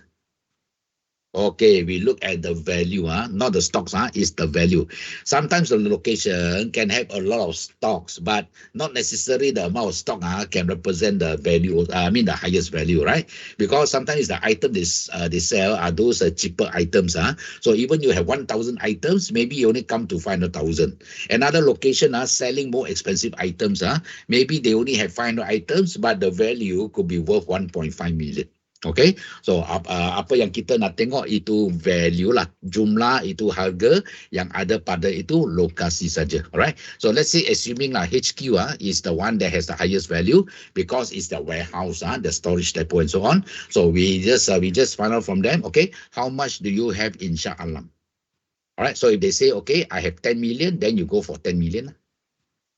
Okay, now this 10 million can be further reduced again, So we ask them, okay, out of the 10 million, kalau katakan dia punya gudang, dia ada 2-3 tingkat, right? Ada 2-3 bangunan, di mana dia simpan dia punya barangan stok kan. So kalau dia ada 10 juta yang disimpan di merata-rata bangunan yang ada dekat sana, so kemungkinan itu barang semua hilang sekaligus, mungkin rendah, alright? So we ask them, out of the 10 million that you have within your location, again, which building itself you may have the highest value of stock kept in there. All right, so if they say, oh, this building I got about 7 million, then you can even take the 7 million, okay, as the first loss. Okay, faham? So this is what first loss is all about. We take only the highest value which you think, or which the insured think can be taken away at any one time. Okay, so if you go for 30 million, definitely no way they will lose 30 million at one go. Okay, so ini insure macam mana kita nak issue sekarang? Susan, just now you say 300, right? So do they need to furnish us the 300 locations? Do they need to give 300 locations? Do we need to specify the 300 location? Location 1, location 2 sampai 300, tak perlu lah, right? So we just mentioned the 300 outlets. Okay, we will mention the 300 outlets in the policy, but of course they need to justify to us when claim happens. Okay. We don't have to endorse a 300 location. They just need to furnish us the location in their records. Okay. So if any claim happens at location number 125, you just need to justify that the location 125 is insured. Okay. So that's on the first loss. Okay. Apa lagi? Ada soalan lagi tak? Okay. Kalau tak ada, then jom, let's go on to the next one. Just take note, not every class of business we allow first loss. It's again at the discretion of the insurer. Apa business biasanya kita tak recommend first loss? Apa business yang biasanya kita tak bagi first loss? Apa business? Biasanya barangan-barangan yang macam yang mahal, okay, yang senang dijual atau yang senang dilarikan, alright, and so on. So example, furniture is okay. Perishable. No, when I say we don't encourage first loss means for those businesses where the value is very, very expensive, is easily disposed or easily cutted away by the robbers. Example macam example like a car accessory shop lah, computer shop, itu kedai cermin mata, kedai ubat lah. Ini semua barangan yang mahal lah. Nanti sekali masuk dia ambil 70% daripada stok itu value pun lebih kurang dah 80-90% of the total value. Okay, alright. Ini goal lah, kau. Ini goal lah. Ini goal kita tak bagi punya lah. Ya. Normally for goldsmith, they don't buy standalone policy on. The goldsmith will go to their goal. They have their goal. What they call that? Their association lah. Okay, the association will buy the insurance to cover all their members lah. Kalau ini kedai emas dia nak beli dia punya insurance secara berasingan dengan agent ini terus decline punya lah. Ya. Okay, handphone shop, it all depends. Handphone shop, normally if you talk about handphone shop, mostly these are all under either the referred or the decline risk. Okay, so kalau you ada handphone shop, dia nak insure burglary, kita nak tengok dia punya security, atau kita survey dulu, tengok security. So kalau dia ada dalam dia punya premises, dia ada CCTV, dia ada alarm, dia ada security guard, okay, 24 jam dan sebagainya, then the one maybe we can still consider. Alright, then bukan itu saja. Kalau dia nak beli hanya burglary dengan fire saja, itu pun tak cukup. Okay, so kalau kita nak terima ini kedai handphone example kita pun nak pastikan semua you punya bisnes sekaligus you bagi, then okay. Clear? If you want us to accommodate, let's say the handphone shop, which is a referred or decline risk, it's not only fire and burglary. You need to make sure that all the other classes are given to us at the same time. Then we may consider on accommodation basis. Okay? So ambil kesempatan ini untuk dapatkan semua bisnes sekali. Okay? Tell your customer, kalau AXA nak terima ini risk, boleh. Tetapi semua kelas kalau bolehlah sekaligus bagi AXA, itu lagi senang untuk dia terima. Alright? So that's your first loss. Okay, so the next one we have is your money. Okay, let's see from here, money. Okay, any question on money? Kalau tak ada soalan, then I tembak itu soalan. Okay, anyone? Any question here, money? Okay, tengok handphone shop. Okay, money here include cash. Okay, ini foreign currency macam mana nak insure? Kalau saya ada banyak jenis ada US dollar, okay, ada itu won, okay, ada apa Aussie dollar, ada euro dollar, okay, ada yen, okay, dan sebagainya, ada rupiah. How do I insure all this? Seseorang, example money insurance mungkin dia punya bos lah, okay, selalu pergi luar negeri dan sebagainya. So dia memang ada simpan sejumlah ini wang asing dalam dia punya strong room atau safe room. So bila dia nak pergi mana-mana negara, dia akan ambil itu wang asing daripada dia punya office. Dia tak perlu pergi tukar wang right? So kalau betul-betul sesuatu berlaku dekat dia punya office, ada orang pecah masuk, ini wang semua sekali larikan oleh itu pencuri. So how do we insure all the currency in there? Okay, come. Give a shot. If I'm your customers, how do I insure all the various currencies in my office? Okay, ada jawapan tak? Anyone? Tembak, come on. Kasih answer. I need to call again. Susan. Susan. Susan boleh? Don't know answer. Mai tiam-tiam chút xiang Okay. Don't know answer. No problem Okay. If they want to insure currency, we cannot convert to RM Okay. US how much convert? No lah. Normally, what we do is we need them to specify the foreign currency that they have. So let's say the US currency, they got 1,000 US currency. So on records, we will just convert into RM because we need to put the sum insured, right? So if US, let's say at 4%, we just put at 4% exchange rate. So we just convert it to RM based on our records because of the sum insured. We cannot be putting the US dollar as a sum insured, okay? So based on that, they still need to specify the breakdown of the foreign currency. But next to it, we just put an exchange rate equivalent to how much for the purpose of working out the sum insured only. All right. So really, if any claim happens, then we will have to see whether the exchange rate we use, whether the sum insured is enough or not. So if let's say if a claim happens and the currency is only 3.5, then no problem. Okay. So we just use the 4% as just a guide only. Follow the current markets. Okay. So that's example foreign currency. Okay. This one money. Okay. I throw you the next question. Okay, this money is external cost. The FG is internal. So meaning if let's say on the way to the bank or during the business hour, there's a robbery, they lost the money, that will come under money. But if let's say during the working hours, any of your staff or any of the employees who embezzles the company's money, that will come under FG. So for FG, let's say if this is a supermarket, I got a various employees under different occupation. All right. So who I would consider as the high risk? Which among the employees are considered as high risk? High risk means the likelihood they may run away with the money or the stocks. Sure. Okay, which one? Who you think is the high risk? What about the cleaner? You talk car, cheat talk car. You think they will run away with the money or the goods? No lah. Usually FG we look at those category considered high risk. That means those who are likely to run away with the company's money or the goods.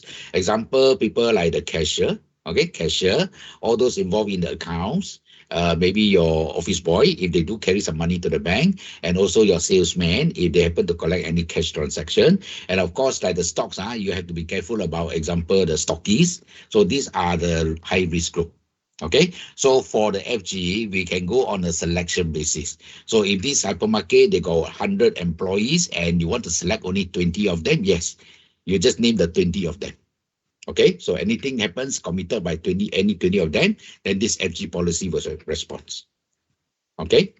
Right, so, okay, cashier, Lina baru mentioned cashier. Okay, we say, what if during that time the currency increased from 1K to 2K? So if there's any increase in the currency, please advise the company for the endorsement to be issued. Okay, this is from we are. So if really there's any increase in the foreign currency, please get the endorsement issued. Because if you don't, anything happens, if you find that 2,000 US dollars is gone instead of 1K, then we limit to 1K only. Okay? All right, cashier and so on. Right. Okay, so which insurance is recommended for speed mark and grocery stores and overall? Okay, Vermala, you throw these questions. Maybe this question I can also throw to every one of you here. All right, it's a very good question. Okay, what insurance that is recommended for speed mark and grocery store overall, please? Remember earlier I told you about the cross-selling? Cross-selling, other than the machineries, all right, other than the production machineries, so many you can sell.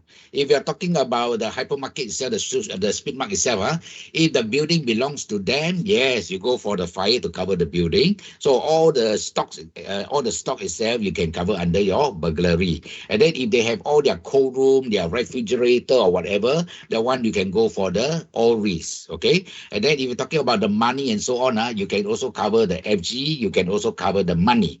Then again, the visitors coming in and out of the premises, you can also cover under the public liability. And then for the workers, you can also cover employee liability, you can cover PA, you can cover medical. So if this group have their own fleet of vehicles, you can go for the motor insurance. So many, at least 15 to 20, okay? Mamala, I hope I answer you. Okay, so let's move on to the next one. Okay, Bani, and okay, this one, we have this security warranty. Okay, let's see.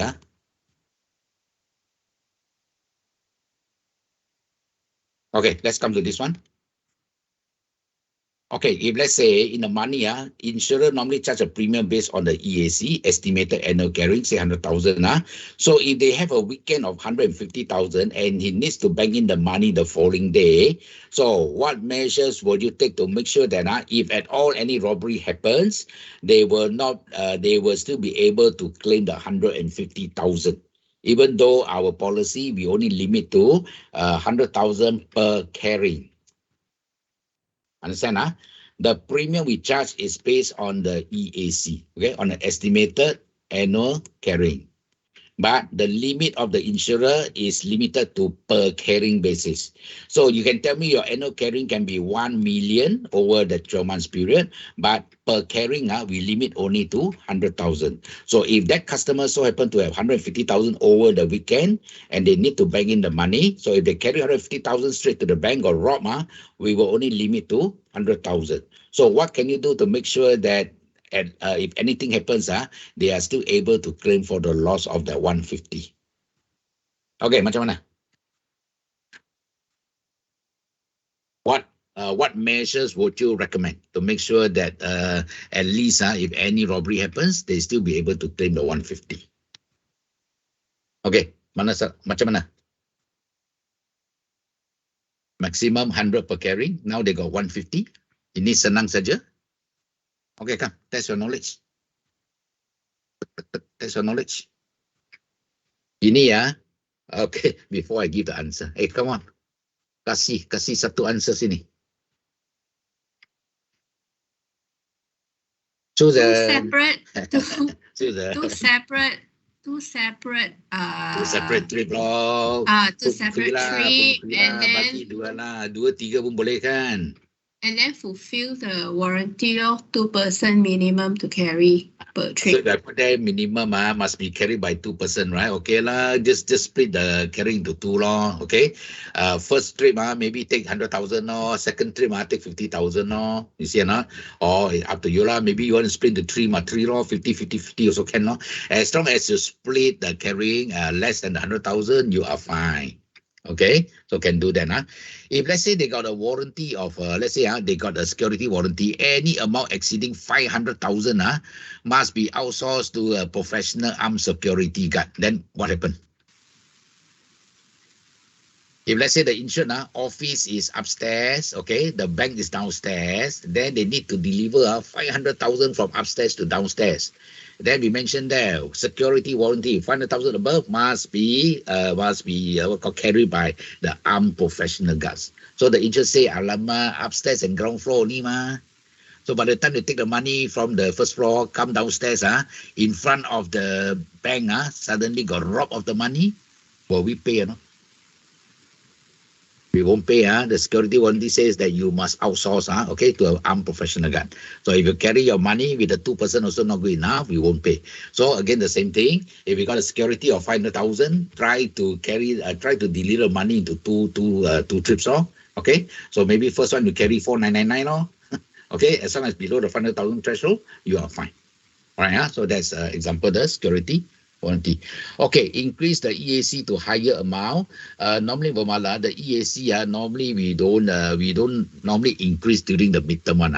Okay, the EAC, is it based on the number of visits to the bank or is it based on the total amount of carrying to the bank? Kita tengok itu jumlah perjalanan ke bank atau dari bank atau itu jumlah wang yang diambil daripada bank ke premis atau premis ke bank. Mana satu? Jumlah wang yang diambil atau itu perjalanan, jumlah perjalanan. Okay, we look at the total value, okay, of money. Even 1 year, they only got 30 trips to the bank. Kalau setiap perjalanan ke bank, dia ada banyak wang yang dihantar ke bank atau dari bank, itu mungkin dah 1 juta. You see or not? So it depends on the total amount of money being carried to and from the bank. Okay, so this estimated annual carrying, estimated saja. Okay, so kalau nanti renewal, kita tengok itu jumlah yang sebenarnya yang di transfer dari bank atau ke bank lebih daripada yang dulu, then you mesti revise itu sum insured. Tapi kalau katakan nanti tahun yang akhir kita tengok estimated 1 juta, tapi jumlah yang diambilnya hanya 700,000, then kita akan buat endorsement untuk refund. Okay, ini hanya estimated saja, so no problem.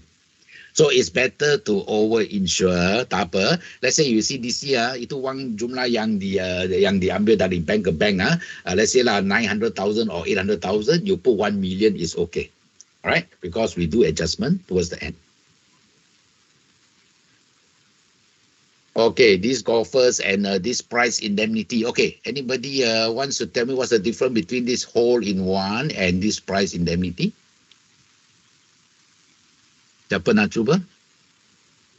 Oh, tapai kêu Susan paisi Susan. Susan paisi did kill Others, bermalah. Mr. Wong. Dion. What Dion? Okay. Hole-in-one. Yeah. Okay. Hole-in-one is when you play golf put a hole in one, you can entitle there's amount to be claimed from the policy. Yes. Oh, okay. Mr. Wong, do you play golf or not? Yes. Okay, good. You play golf. Okay, so far you managed the hole in one? Yes. Oh, very once good. only. Oh, once, very good. Oh, you think easy? Tiger Woods also never achieved that. Oh. Okay, so meaning hole in one. If you got a golfer's policy, so if you play golf at the time, if you manage one stroke, manage to hit the ball and then straight go into the hole, then of course that is a hole in one, right? Do you need any witness or not? Ada saksi dah? Mesti ada saksi dah? You must have witness lah, correct or not? Witness maksudnya saksi lah. After the ball go in, the ball didn't go, you go there and kick the ball in there, you say, oh, hole in one cannot. Of course, when you play golf, you don't play alone, right? You play with your friends. Maybe some golfers could be around the area waiting for their turn, right? So if you hit a hole in one, you got a witness there to witness your hole in one, your achievement. Then after that, what happened? Any announcement made or not? PA system. Hello, good morning. Ada tak PA system? Okay lah, maybe Don't need, not necessary. But normally they will make announcement one. I think you got a marshal, right? Golf marshal, right? That during competition only have. Okay, so after, because this one is not a competition, this is only social golf only. This one no prize money one, right? It's just only for fun, social. You hit a hole in one, you achieve something, right? So I'm sure the golf course will give you that kind of acknowledgement now. Are you given a certificate or not, something like that? Yeah. Any certificate to just to honor your achievement, the hole in one, something like that? Ada tak? Yes. Ada kan? Who say ring the bell? Like I said, they will ring the bell. Clang, clang, clang, clang, clang. Okay, attention, everybody, attention. Just to announce, please to announce, Mr. Wong managed a hole in one at Power at one. So tonight, all the drinks and food is on him. Walao, you hit a hole in one, you kena belanja, yeah. So meaning, when you hit a hole in one, this policy will give you a small rewards, either in terms of cash. Okay, I'm not sure about AXA. So sometimes certain policy will give you like $500 cash. Okay, for you to at least to go and enjoy it. And some they may even give you one dozen of a new golf ball. Okay, so I'm not sure about AXA policy, what rewards you get from there. Okay, so this is only for social golf. You don't win any prize money. You manage to hit something, they just reward you with some money for you to go and enjoy yourself. But if you're talking about the competition, this one, they will offer what they call prize. This is a standalone policy. This is called prize indemnity. Ini prize bukan harga, ini prize maksudnya hadiah. Okay, so Mr. Wong, do you play in any competition, any open or any close event, golf event? Yeah. Yes. Okay, what open do you play? Some I don't time play already. golf. I don't play golf. I just sebo only lah. Yeah. Okay. You do. Because sometimes never played. Okay, because of the MCO. Okay. Let's say if you play in the Malaysian Open, so this Malaysian Open, normally they will offer a prize money to attract all the golfers, correct or not? So when you say open means any golfers from any part of the world also can come into play. If they say Malaysian closed, of course it's only confined to the local players, right? Let's assume that this is an open tournament. So now they invite all these golfers to participate in this golf open tournament, right? And then they offer a prize money. The prize money can be in terms of cash or in terms of kind. Okay, so let's say if anybody hit a hole in one, they get a 100,000. Okay, 100,000. I don't know, $100,000 RM 102 liter maybe let's say 400,000 okay, RM, or they will offer a prize, example a car. So let's say this BMW they offer as a prize in one, then let's say this BM are worth something like 400,000. Usually they will offer a prize rather than cash. Okay, either a house or a car or some other things. Okay, so this as far as this price indemnity is quoted on a case-to-case basis. So normally, if anybody wants to quote for this golf insurance, Mr. Wong, since you're playing golf, you got every opportunity to contact the organizer of this event. So perhaps you may want to propose to them this price indemnity. So what we need to do is that we need to find out the details of this tournament. How long is the duration? So if it's for 2 weeks, we will quote for the 2 weeks. And then at the same time, we also want to know what's the prize money being offered. So if it's a car worth 400,000, so the insurer will quote a premium based on the prize money of 400,000. So if the premium comes to 20,000, so this 20,000, if anyone who hits a hole in one, they got to offer the prize money of the 400,000 BMW, right? So that means the event organizer will then claim the insurance from under this prize indemnity. If no one hits the hole in one, end of the day, the insurance will pocket the premium. That's about it. Okay? And this one must be held in any recognized golf course in Malaysia. Okay? So, Mr. Wong, last time you hit a hole in one, what do you get? I get I claim cash from the insurance company. You get, no, yours is your golfer's insurance, or you're talking about the professional tournament, the open tournament? No, open tournament, I never got a hole in one. My own cash. Local one, okay, local. So you get a compensation from your insurance company, Yes. Say 500 happy hour, yeah. Okay, so that's a more than that. Oh, okay, more than that. Okay, good, 2,000, yeah. Okay lah. Sometimes play golf, you hit a hole in one lagi kena belanja, So better don't hit a hole in one. Let your friend your friend hole in one. Then the expenses you park on him. Correct or not? I think it costs more than that. Definitely lah. You see what you enjoy lah. Okay, alright. So ini kita panggil ini golfer hanya untuk social sajalah. Tapi kalau itu yang betul-betul tawarkan itu hadiah, then it's called price indemnity. Okay. Alright, PA. Let's look at the PA. Okay. Question. Okay, let's see. Alright. Any question on the PA? Okay, satu soalan Kalau ini orang tiba-tiba jalan-jalan tiba-tiba terjatuh, dia punya kaki patah. Broken bone, tulangnya patah. So terpaksa masuk hospital untuk rawatan dan untuk itu pembedahan. So dia punya tulang yang patah kena masukkan itu besi, okay, untuk tegakkan itu dia punya tulang. So ini PA just strictly a PA basic saja tak ada itu medical expenses semua tak ada, hanya basic death dengan PD saja. Accidental death or PD saja.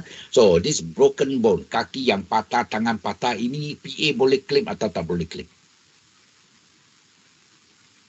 If I'm your customer, I tanya YB, ini macam mana saya punya customer, dia berbasikal tiba-tiba terjatuh, dia punya tulang kaki sudah patah, termasuk hospital, kena masukkan besi dan sebagainya. Okay, ini from Jaw. Okay, George Sulin, Sulin, okay. This one cannot claim, okay. Lina, correct, all this cannot claim. Okay, no, cannot claim. Why cannot claim? Kalau customer tanya, why cannot claim? What's your answer there? Mengapa tak boleh? Mengapa tak boleh? Tulang patah accident mengapa tak boleh? Covers death and permanent disablement only. Okay, death and permanent Okay, this permanent disablement, does it also include the dismemberment? When I say dismemberment means like this one loss of limbs. Kalau dia hilang satu jari, dua jari, satu tangan, dua kaki, mata kehilangan pendengaran, pertuturan, itu semua, is it also considered as permanent disablement? Yes. So when you talk about death, itu okey lah. Kalau kematian itu okey. Kalau cacat termasuk kehilangan dia punya anggota badan sekali. Okey. Kalau dia cacat sepenuhnya macam terpaksa terbaring dekat itu katil, itu okey. That one is permanent disablement. Tapi kalau dia hilang sebahagian daripada dia punya anggota badan pun boleh dikata sebagai permanent disablement. So kalau dia hilang katakan kalau dia hilang satu jari saja, ibu jari, berapa kita bayar? Hilang satu jari saja, ibu jari. Kalau ibu jari, kita tengok itu skill lah. Kalau itu skill for ibu jari, ya ibu mah. Okay.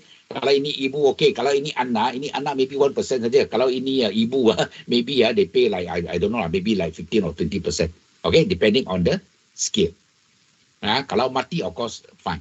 Alright, 25 to 50% sebab ini ibu jari. Okay, so maybe 25 or 50. We need to see the scale because I mean I don't have the scale, but it's something. Right, so if you say that 25 to 50, yeah. So we pay for the disability. Kalau you cakap macam kalau kita masukkan ini medical expenses, this one. Okay, ini medical. Kalau you masukkan, biasa ni ini medical lah. Kalau nak beli medical pun extension katakanlah ini class 1 occupation maximum medical is 5,000 let's say So kalau ini macam masuk hospital, okay, untuk pembedahan saja 5,000 pun tak cukup. So your medical may just enough to pay for the 5,000. If the surgical comes to 50,000 major surgical 50,000, ini 5,000 pun tak cukup. Alright. So kalau you jual PA mesti jual medical sekali. Alright. So, kalau accident, medical pun boleh claim. Kalau penyakit, semua pun boleh claim under your medical. Okay? So, I always advise, when you sell PA, sell medical. When you sell medical, you must sell PA because both complement each other. Okay? So, if you want to sell this type of policy, now I ask you this question. Yang satu, kita panggil, you want wealth. Wealth, okay? Or you want health. Mana satu you nak? Kalau dua-dua you tak nak, itu baik pergi mampus. Betul tak? So, which one you prefer? Wealth or health? Bermalah, you pandai dua-dua pun nak kan? Siapa yang nak itu health tapi tak nak wealth? Atau siapa nak wealth tapi tak nak health? I tell you, both complement each other. Kalau you cakap saya nak itu wang, kekayaan tapi tak ada itu kesihatan, buat apa? Ada wang pun tak boleh pergi melancong kan. Ada yang ada health tapi tak ada wang nanti setakat masa sebab stres lah, inflation nanti health pun merosot juga. Okay? So whatever is it, wealth and health PA will give you wealth. Okay? PA will give you wealth, whereas the medical give you back your health. Let's say example tadi, kalau dia hilang sebelah tangan, okay, sebelah tangan. Kalau dia punya PA lah, katakan dia beli 1 juta, okay, kalau hilang sebelah tangan, say lah, kita bayar 50%, which is 500,000 kan. So sekarang ini 500,000, kita akan bayar secara lamsam, okay. Sejumlah kita bayar macam jumlah sekali tahu 500,000. Dia tak ada tangan, tapi ada 500,000. Betul tak? Dan kalau dia masuk hospital untuk itu rawatan, itu medical akan tanggung. So kalau itu medical, semua 50,000, ini medical akan tanggung. You see, so which one you prefer now? Ada tangan, tak ada wang, atau ada wang, tak ada tangan? Yang teruk, tak ada tangan, tak ada wang. Mana you nak pilih? Fred, which one will you choose? Got hand, no money? Got money, no hand? Or no hand, no money? Kasihlah answer. Got hand, no money? No money, go ahead. Which one? Kalau saya ada tangan tak apa, ada wang sudah ya. Betul tak? Okay, anyway, that's your PA. Okay, let's see from here. Tadi, okay, your PA, kalau you nak masukkan itu medical expenses pun boleh lah ya. Tapi bagi PA sekarang dekat itu market sekarang, kalau apa-apa insurance yang hanya jual itu standard PA saja untuk death atau permanent disablement saja, itu memang tak boleh jual lah. Tak ada orang akan belilah. Okay. Sekarang punya PA banyak komprehensif. Alright. Dia masukkan lebih kurang 25 benefit yang tambahan ya. So sekarang macam medical pun ada, itu prostetik pun ada, yang itu kidnap pun ada. Okay, macam-macam sekarang semua dah build dalam itu PA policy ya. So if you want to promote your PA, make sure you sell them the PA with the widest benefit. Okay, medical is okay lah. Medical is quite standard, not much extra. Okay, so let's talk about this. Let's talk about this MH371 just for the sake of discussion whether the PA covers or not. Okay, ini MH371. Any one of you happens to have your customers who went missing during the MH371? Ada tak? Any of you? YB? What happened is your customer disappeared already? Okey, kalau customer tanya, saya punya customer ada itu penumpang dekat itu MH371 sekarang itu kapal terbang dah hilang lah. Okey. So dia ada PA sama saya, dia ada itu live sama saya. Itu PA boleh claim atau tak boleh claim? Okey, kasih you punya jawapan. Okay, come, let me see your answers.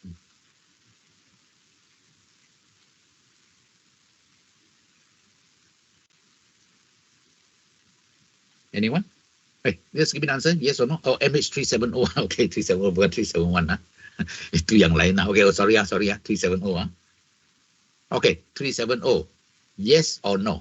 Just give me an answer, yes or no, PA. Bayar atau tak bayar? Atau tengok dulu?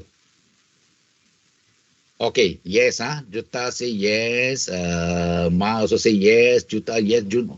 Okay. Authority need to declare there is an accident. Okay. This one I think you got the point here. Alright. Kalau you say yes PA, bila kita cakap PA maksudnya mesti ada kemalangan. Personal accident. Itu accident maksudnya kemalangan. Alright. Tetapi kalau kita tengok ini MH370, ini bukan kemalangan. Even kita punya bosku, bila dia bagi itu sidang akbar pun, apa yang dia tulis tahu? Dia tulis sana, duka cita dimaklumkan bahawa penerbangan MH370 berakhir di lautan India. Terima kasih, soalannya tidak akan entertain ya. So, dia hanya tulis berakhir di lautan India. Dia tak tulis terhempas lautan India tahu. So, they also word the word in such that it ended. So the word ended, it cannot be. It's very, it's a question mark. Okay, but if you ask me, I would say ini memang misfortune lah, suai lah.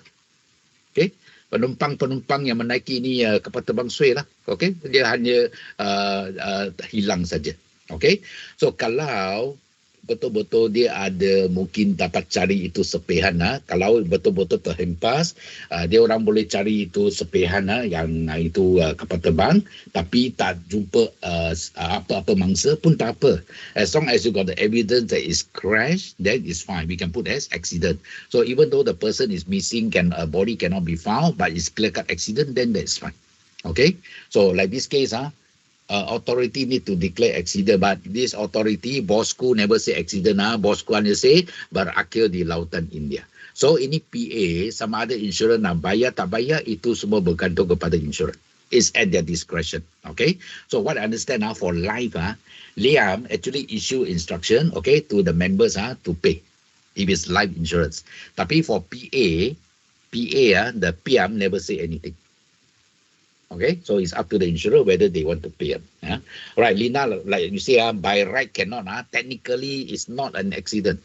Okay, unless you say that they managed to find some of the wreckage, then it's fine. But nothing.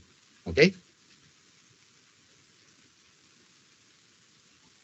Okay, here, if they are involved in any of the sports activities, example, mountaineering, hunting, please make sure all this is declared.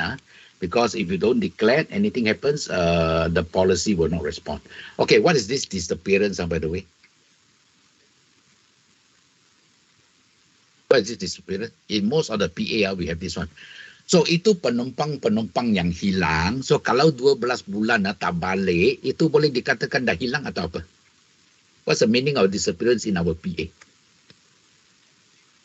Ini 12 bulan, dalam 12 bulan macam MH370. Ini kita tak perlu tunggu sampai 12 bulan. Ini memang kita tahu accident. Okay, let's say if this is a plane crash, we know very well it's an accident. The body cannot be recovered because itu mayat semua dah hancur. Macam itu MH17 bila kena tembak itu misal saja, itu body itu badan semua dah hancur kan. So memang kita tak boleh cari dia punya mayat. So kalau kita dah tahu ini memang accident, itu tak perlu tunggu 12 months. Kita bayar saja. Alright. Tapi kalau itu case macam example mountaineering, dia pergi naik itu bukit mendaki bukit kan. So kalau dia pergi itu mau KK satu hari ya, bila ada macam dia hilang lah semasa menaiki bukit hilang kita hantar itu pasukan keselamatan pergi cari-cari ya. So nanti cari 1 minggu, 2 minggu, 3 minggu tak dapat cari itu penaiki bukit. So lepas itu the R&R will say declare lah, ini dah hilang lah, tak boleh dicari lagi. Alright. Kalau kita tahu yang ini pergi menaiki bukit dah hilang, itu kita akan tunggu sampai 12 bulan. Alright. So lepas 12 bulan kalau tak ada apa-apa berita mengenai ini penaiki bukit, then we will consider as dead lah. Anggap sebagai mati saja. Mati tak mati kita belum tahu. So kita boleh anggap macam dah mati. Tapi itu bayaran, itu PA, kita tak bayar dulu. Walaupun dah 12 bulan, kita tak bayar dulu. Kita tunggu sampai 6 tahun. Okay. That's the 6 years legal time frame. So after the 6 years, that means at the end of the 6 years, the 7 years, if the body can never be recovered at all, then we will just pay up. Okay, kita tunggu 6 tahun sebab I dah kata tadi, kita tak pasti mati atau tak mati. Kita macam anggap mati saja. Kalau kita bayar dulu, nanti betul 2 tahun kemudian dia balik saja, mengapa you masih hidup? Masa itu kita nak recover itu insurance claim, susah nak recover. Okay. Right, so any question before I move on to the next one? Ya, kalau tak ada, kita jom. Okay, kasih jom, kawan. Now a bit quiet already, okay. Alright, at the end of the 6 years, Bermala, at the end of the 6 years, that means you can consider on the 7th year, we will pay out. Alright, okay, thank you. Yang bagi jom, just to keep yourself busy a bit. Okay, next one, let's look at the... Ini dah jawab tadi. Okay, let's look at some marine here. Okay, earlier someone was mentioning the goods sent by road or rail. So if it's by train, just need to specify by train because train also is considered as inland. There are certain products you need to send by train. Example like oil palm, all these oil palms and sometimes cement, all these kind of things they need to send by train, right? So you just need to specify by train. And kalau ini terpaksa masuk ke Singapore atau Miri atau Brunei dan sebagainya, so this one you just need to declare, we will endorse it lah. Okay, for marine, I think you also heard about marine open cover, right? Okay, itu marine policy Can you tell me apa itu ICCA? ICC maksudnya Institute Cargo Clause A, Clause B dengan Clause C. Apa bezanya? Biasanya kalau itu barangan yang dihantar, tak takut air, tak takut api, tak takut dicuri, itu kita bagi itu basic sajalah, itu ICCC lah. Okay, so kalau itu kargo yang dihantar mungkin yang senang dirosak oleh air atau kemungkinan curi pun tinggi dan sebagainya, biasanya dia orang akan minta A lah. Okay, so what's the difference between A, B and C? Do you do a lot of marine? Kalau tak buat marine pun jangan buang ini kesempatan. So kalau you punya customer macam itu kilang selain daripada goods in transit, so kalau dia ada barangan untuk hantar ke luar negeri atau dia mungkin beli barang dari luar negeri, dia terpaksa gunakan kapal untuk hantar itu cargo. So don't waste. You can also try to target your marine cargo. Alright, so again, if you're very sure about marine cargo, just go for it. If you're not sure, don't waste opportunity. Just take the initiative to just quote for your marine, then let the MO assist you. Okay, right. So this A, B, and C, just let me compare to a motor lah. So bagi kereta itu comprehensive cover. Ini A macam comprehensive lah. Okay, yang ini C macam terpati lah. Yang ini ICCB macam apa? I've given you the answer already. A is like comprehensive. C is like third party. Itu B. Ini senang saja. B. Okay, Yong, you're correct. So ini macam third party, fire and theft lah. Okay. So maksudnya bagi marine, all risk memang dia ada macam 20 perils lah. Okay, so they cover example all risks like against fire lah, theft lah, water damage lah. Okay, then overboard, what call that, overboard lah, then jettison lah, semua pun ada, right? Tapi itu ICCC mungkin bagi sampai 10 peril saja. Alright, and then the ICCB mungkin terhad kepada 7 saja. Okay, so means ICCA can give you like 20 perils, the B may give you about 12, whereas the C will give you about 7 only lah. Alright, so that's an example of the perils. Okay, open cover means especially for those companies where they have a very regular shipment. So dia tak macam kalau dia ada banyak shipment tak semestinya selalu ada shipment dia declare. Kadang-kadang satu minggu ada 6 atau 7 shipment, itu memang susah lah, right? So normally we give them an open cover, kita akan hold cover apa shipment yang dia ada, okay, pada masa yang kita hadkan, right? So end of the day, end of the month, they must declare to us what are those shipment they have already completed. Okay, so ini pun mesti ada itu principle of utmost good faith. Kalau itu kargo semua dah dihantar, sudah selamat sampai ke destinasi, dia pun mesti declare. Kalau dia nak macam tipu, tak nak declare sebab dia tak nak bayar itu premium, so nanti insurer dapati yang itu insurance dia ada itu shipment tapi dia tak declare, ini marine open cover kita terus batalkan. Okay, so they may not enjoy the benefits again.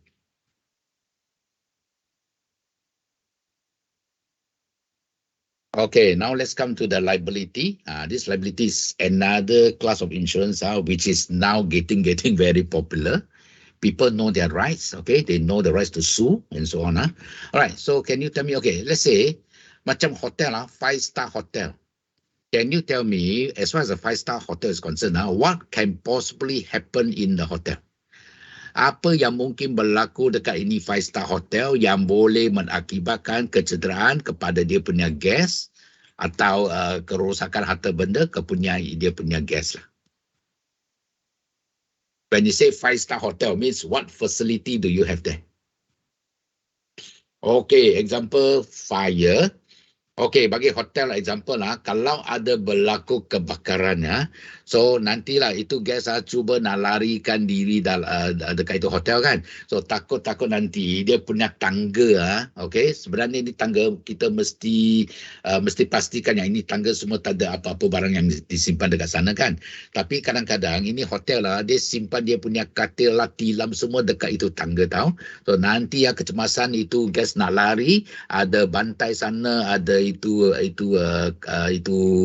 katil semua dekat sana, nanti dia tak boleh lari atau terjatuh dari tangga, itu memang under your public liability. Alright, okay, example like swimming pool ini kolam renang dia tulis dekat sana swim at your own risk, alright, sama what park at your own risk and things like that. So even though you say swim at your own risk tapi dia pun mesti pastikan itu langkah-langkah keselamatan diambil untuk pastikan sesiapa yang gunakan itu kolam renang, okay, tidak mungkin kemalangan boleh dikurangkan, okay.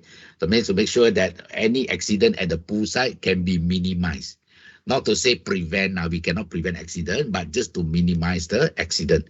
So you put a signage there, example lantai licin, okay, atau you put there no lifeguard on duty, things like that. Alright, selain daripada itu swimming pool, mungkin dia punya itu pintu-pintu yang glass. So kalau itu hotel dekat bawah, dia punya office atau dia punya departmental store, retail outlet, semua depan ada glass kan. So if anything happens, cause injury to the public, so that is where your glass insurance the liability also comes in. So kalau misalkan macam example like the car park itself, kalau ini car park punya itu hotel, then any accident happen, damage to the car, that is all under your public liability. All right. Susan, this morning you're asking about the workmen, right? So this is example workmen. Those that come under the workmen category will be this one. Example, manual workers, casual, production crew. These are all these people. All right. Okay. So any question on this liability? Okay, let's say kalau you tengok itu policy sekarang dia punya sum insure bagi public liability. Let's say lah, ini budget hotel dia sekarang cover 500,000. Cukup tak? Adakah ini budget 3-star hotel? Cukup tak 500,000? Atau ini restoran, okay, let's use restoran. Kalau ini kedai makanan laut okay, restoran seafood, dia beli satu PL 500,000. So sekarang renewal, dia tanya agent, ini 500,000 cukup atau tak cukup atau lebih? What say you? Enough or not? Sekarang punya situasi lain 500,000 memang tak cukup lagi. Kalau you ada apa-apa PL tak sampai 1 juta, suruh dia orang tambah 1 juta saja. Okay, let's say lah kalau ini premium dulu 500,000, kita charge itu premium RM500 lah, right? So kalau ini tambah jadi 1 juta, kita tak charge 1,000. Memang kita charge mungkin lah 750, alright? Ask them to increase to the minimum 1 million. Kalau 2 million lagi bagus, okay? Kalau 5 million lagi bagus, lebih tinggi lebih bagus, alright? Sebab liability liability, kalau jumlah yang kita bayar, ini semua bergantung kepada itu mahkamah tahu. Ya, dia tengok itu kecederaan berapa serius. Kalau betul-betul serius, mahkamah suruh itu insurer bayar 5 juta, dia pun kena bayar tahu 5 juta. So example when we talk about any one accident, any one claim here, just for your information. Katakan ini restoran ada 20 orang pergi makan pada masa itu pergi makan lepas makan semua 20 orang kena ciri birit sebab itu makanan mungkin ada racun I mean food poisoning, okay? Salah makan 20 orang semua ciri birit, ada yang teruk sangat sampai terpaksa masuk ke hospital. Alright, katakan nanti ini 20 orang masuk hospital semua keluar nak sue sama itu kedai makanan. Okay, so katakan satu orang sue mungkin 100,000. Okay, 100,000 is for what you know? Other than the medical cost, they also want to sue them for pain and suffering, kesakitan, keseksaan. Then they also sue for mental duress, okay, atau mental distress. Lain kali bila dia nak makan itu makanan laut dia punya sudah mental tahu, tak boleh makan ini makanan laut, you know. So assuming every one of them file a claim of 100,000. Kalau 20 orang ambil tindakan bagi accident yang sama, 20 orang berapa ribu? Berapa juta? This is called any one accident, you know. Satu kemalangan mungkin melibatkan 20 mangsa. So kalau you beli 500,000 kalau satu orang saja yang claim itu okey tahu. Tapi kalau 20 orang sekaligus habis 2 juta. Okay, so the higher the limit, the better for the customer. You tell them it can be just one accident involving many victims. You tengok ada satu case bila dia pandu itu lori kan, dia dekat itu JB itu Causeway kan, itu lori langgar 20 kereta sekali. Itu boleh dikira satu accident 20 mangsa tahu. So kalau itu pemilik kereta ini 20 kereta ambil tindakan terhadap itu lori dia punya third party liability ini satu accident melibatkan 20 kereta. Can you imagine that? So if every of the car file a claim okay, for the damages example lori file a claim, itu kereta semua file a claim comes to 2 million. Can you imagine that? Itu satu accident 2 million already. You see that? So our third party for motor, we got the maximum up to 3 million, you know. Okay? TPPD we have maximum 3 million. Okay? Kalau ini bodily injury lagi teruk. Bodily injury unlimited. You see that? So remember when you sell them the liability insurance, tell them the consequences. They may not see the need, you know, mengapa nak beli banyak sangat? You bagi dia bukan satu accident satu mangsa saja, satu accident boleh melibatkan banyak orang. Okay, right? So memang tak cukup. Alright, so if you can try to increase the limit I mean as long as it's affordable, they can pay for the limit. Just go for it. Okay.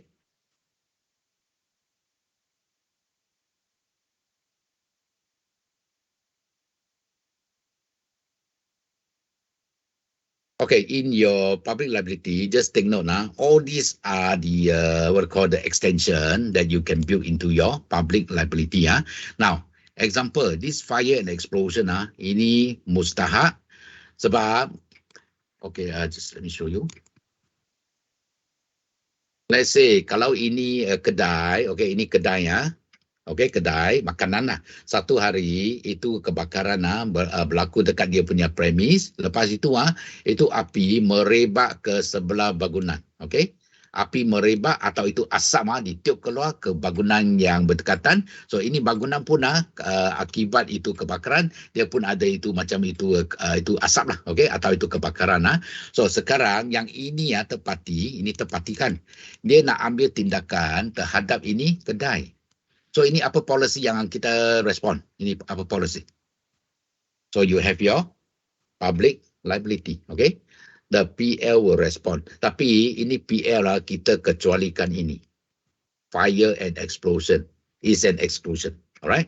So if you want to make sure that the fire explosion liability is covered, you need to add in this endorsement. Okay. All these endorsements are usually given as part of the package one, right? So make sure they are in during the quotation. Okay. So this is the one I mentioned to you just now regarding the restaurant. One incident can involve many customers. Okay, then we have this product liability. Okay, this product katakan ini furniture factory furniture factory. They manufacture their own furniture. Then after that, they furnish it in their office. So one of these days, the visitor drop by, sit on the chair which they manufacture themselves, and then suddenly the spring coin suddenly protrude out, and then after that poke his buttock Then this visitor injured. So now if they file a claim against the factory itself, is it product or is it public liability? Product or public? Itu sofa yang dia sendiri buat dekat kilang, okay, dia install, dia pasang dekat dia punya office. Visitor datang duduk, nanti itu ada satu besi tiba-tiba keluar daripada sofa, cocok dia punya buntut, cedera. So sekarang ini visitor nak sue sama ini kilang. So ini product liability atau itu public liability? Okay, kasih jawapan. Product or public? Okay, kalau berlaku dekat dia punya premis, ini public liability. Okay, kalau sesiapa yang beli ini produk daripada luar, dia dah beli, dan lepas itu ambil balik ke rumah, so apa-apa yang terjadi kemudiannya, that one will come under the product liability. Okay, right. Emergency exit door are not fireproof or block product. How about food production?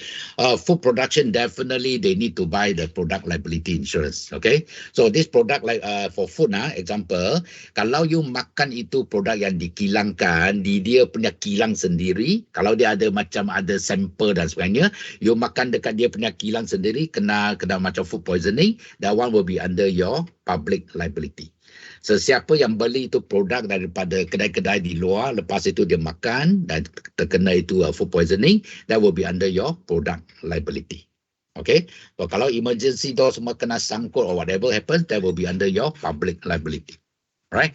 Okay, last one here, professional indemnity. Mengapa broker mesti beli ini PI? Broker. Why broker must buy a PI, professional indemnity? Ini professional maksudnya bagi sesiapa yang dia punya servis, bagi servis secara profesional macam doctors lah, lawyers lah, architects lah, termasuk insurance broker. Sebab insurance broker dia ada bagi itu professional advice kepada dia punya pelanggan. Okay, so kalau satu hari mungkin dia choice sikit, dia tak recommend itu extension, nanti berlaku sesuatu, itu customer tak boleh claim langsung. So dia boleh ambil itu tindakan terhadap itu insurance broker. Right?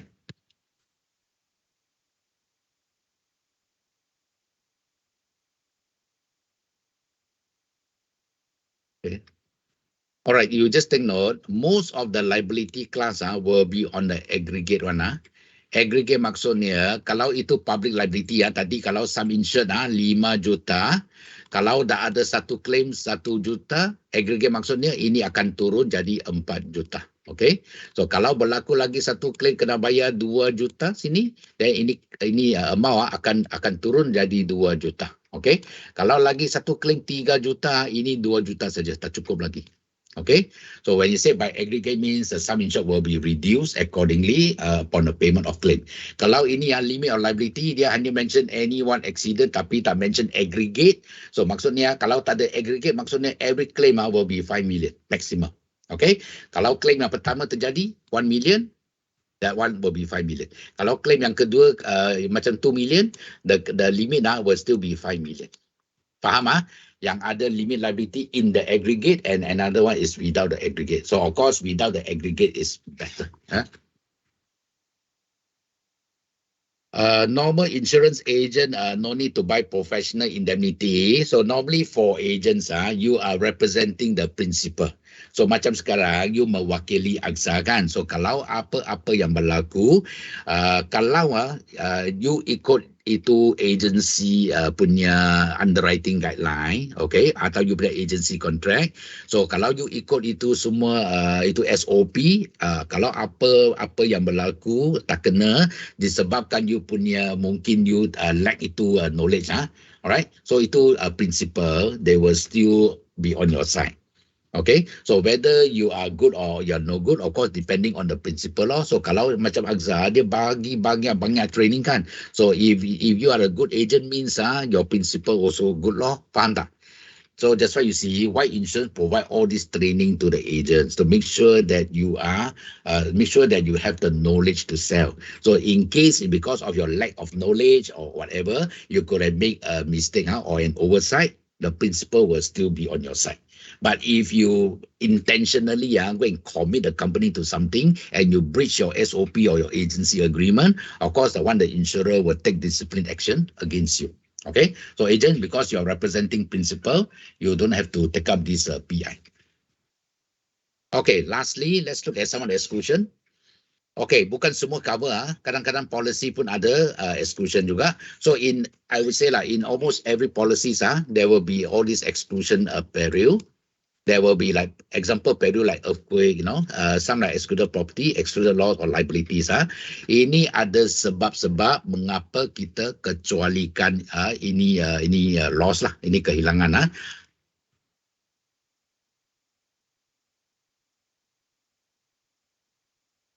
Okay, the three main reasons here. Number one, mengapa kita kecualikan? Okay, number one. Okay, ini kita kecualikan dulu. Kita tengoklah kalau itu risiko tak berapa tinggi, kita boleh terima, kita terima. Alright, kalau itu risiko terlalu tinggi, itu kita decline dulu. Okay, the second one, bukan kita nak kecualikan sebab ini kehilangan yang berlaku, mungkin ada policy lain yang akan bayar. So insurance kita tak ada dua policy yang bayar claim yang sama. Okay, yang ketiga, ini langsung tak boleh insure. Example. Okay, example here macam earthquake lah. Ini gempa bumi kita kecualikan dulu. So kalau macam Malaysia, itu risk earthquake tak berapa tinggi, you nak extend, kita extend lah. Right? Example like this one, property held in trust. Kalau ini customer ada berkaitan dengan dia punya pelangan punya benda yang disimpan dekat kedai. So kalau kita nak extend boleh lah. Tapi kalau itu dia punya stok sendiri, tak ada berkaitan dengan pelangan, then ini tak perlu. Alright? So example, these are example. So example like this employer's liability. Biasanya kita terhad kepada Malaysia saja. Atau example just now goods in transit, kita terhad kepada Malaysia saja. So kalau dia nak termasuk macam example, nak masuk Singapura atau Brunei, kita boleh buat secara extension. Alright. Okay, the next one example. Mengapa kita kecualikan? Sebab ini motor vehicle. Kalau ini kita dah beli motor insurance, so kalau berlaku kecurian, ini motor kita akan bayar. Tapi kalau ini kereta, macam stok, you belum jual itu kereta, ini boleh dikira sebagai stok, then you insure under burglary lah. Okay. Then next one example like marine. So apa-apa yang hilang semasa perjalanan laut daripada satu negeri ke satu negeri. So if the cargo already damaged by sea water, kalau berlaku kebakaran, itu marine akan bayar. Okay, so fire will only pay for those goods that is arrived in good condition caused by fire, fire will pay. If the cargo already damaged during the journey, the sea journey, marine will pay. Okay, so this is an example. Okay, here fraud. Money don't pay for fraud. So this one will come under FG. Bukan money tak bayar, okay? Sebab kalau ini wang dicuri atau dikebas oleh itu employee, itu money tak bayar, okay? Tapi FG akan bayar, right? Okay. Yang ini langsung tak boleh exclusion.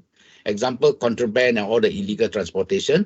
Kalau dia cuba hantar itu barang-barang macam itu sigaret atau kretek dan sebagainya, itu barangan tak bayar tax, dia nak larikan itu barang. Kalau itu custom kejar sama itu lori terbalik, barang semua hancur, itu tak boleh lah. Dan ini kereta example lah, deliberate act, semua insurance kita cover secara kemalangan saja. Kalau dia sengaja nak bakarkan kilang, sengaja nak cederakan sendiri, itu semua tak boleh insure. Alright, walaupun dia nak bayar pun kita tak cover, ya. Okay, macam motor, kalau dia gunakan itu kenderaan lah, macam example, gunakan kenderaan untuk rompak bank lah, guna untuk seludup itu dada, itu semua kita tak cover lah, ya, and so on. Alright, the last one is the policy condition. So also take note lah, in every policy, we also have all this condition lah. So kadang-kadang itu peril, memang kita insure, tapi kalau dia tak ikut itu condition lah, itu claim mungkin terjejas juga. Alright, let's say like example, talking about non-disclosure of material fact lah, right? So kita tanya ini soalan macam burglary ya, ada pernah pecah masuk tak ini premises Sebenarnya jawapan ya, tapi itu insure jawab tak ada. So kalau you jawab tak ada, kita terima itu risk secara biasalah. So nanti berlaku claim kita cek semula, ini customer dulu pun ada 3-4 claim tapi dia tak declare yes. Okay, so because of that now, even though the peril is covered, even though it's forcible entry, but because you fail to disclose a material fact, that one we will also reject. Another example macam medical So kalau medical you ada macam ada masalah dengan kesihatan, so kita tanya soalan lah, whether you got any family history of diabetic and so on. So kalau ada you tulis ada, kalau ada you tulis tak ada, that's it. Okay, so this is an example Fraud claim also the same thing. Biasanya kalau claim berlaku, kita akan suruh adjuster pergi buat siasatan. So kalau adjuster ada apa-apa bukti yang ini insured sengaja bakarkan kilang, sengaja cederakan sendiri, so kita akan anggap ini sebagai claim yang palsu. So ini kita akan declare. Alright. So there are many policy conditions that the customer need to be aware of. Okay, example, the other one. Okay, so all these other insurance contribution application of average. Ini average kalau insured tak cukup dan sebagainya. Alright, so these are the conditions. Okay, so the last bit here is talking about the quotation. This one example, quotation. Alright, the last one I want to share with you is that biasanya quotation, kalau customer suruh buat quotation, jangan selalu suruh MO buat lah. Ya. MO boleh buat untuk agent, tetapi kalau semua suruh MO buat, agent sendiri, apa yang kita belajar kan. So nanti quotation dah buat MO, nanti you bagi customer tanya you satu soalan, mengapa ini, mengapa itu, you pun tak faham, pun tak pasti, nanti you cakap sama customer, oh ini yang saya mesti check sama insurer, sebab itu MO yang pun saya pun tak pasti. Jangan. So kalau siapa customer yang ada agent macam ini semua pun tak faham, ini tak bagi itu image yang bagus lah, ya. So what I'm saying is that arm yourself with all this general insurance knowledge, alright. Any quotation, ask your MO to give you a template. Alright, and you try to use a template, just cut and paste. Now, as far as the quotation is concerned, be proactive. Jangan selalu tanya MO atau tanya itu underwriter, ini burglary apa rate you nak charge If you ask any of the MO or the underwriter to quote a burglary, dia pun tak tengok itu risk. Okay lah, I quote 1.5. Example lah, I quote 1.5. Tapi itu insurer, itu rate sekarang yang dia ada 1.25. Can you imagine I quote 1.5, then later on you come and tell me, your customer tell you, agent, sekarang saya punya rate 1.25. Kalau you quote 1.5, macam mana saya nak bagi you ni risk? You see So be fully aware of the ratings that is currently charged. If you can have a copy of the previous policy, you can get the ratings from that. Tell your client, jangan tutup itu quotation, jangan tutup itu premium, bagi saya tengok, ya. Bagi saya tengok, kalau saya boleh baikkan itu rates, saya cuba dapatkan itu rate yang lebih bagus. Clear not? Be proactive. Tell your underwriter, tell your MO, this is the rate I want. So if presently the rate is 1.25 for burglary, right? You tell the MO, I want a rate of 1%.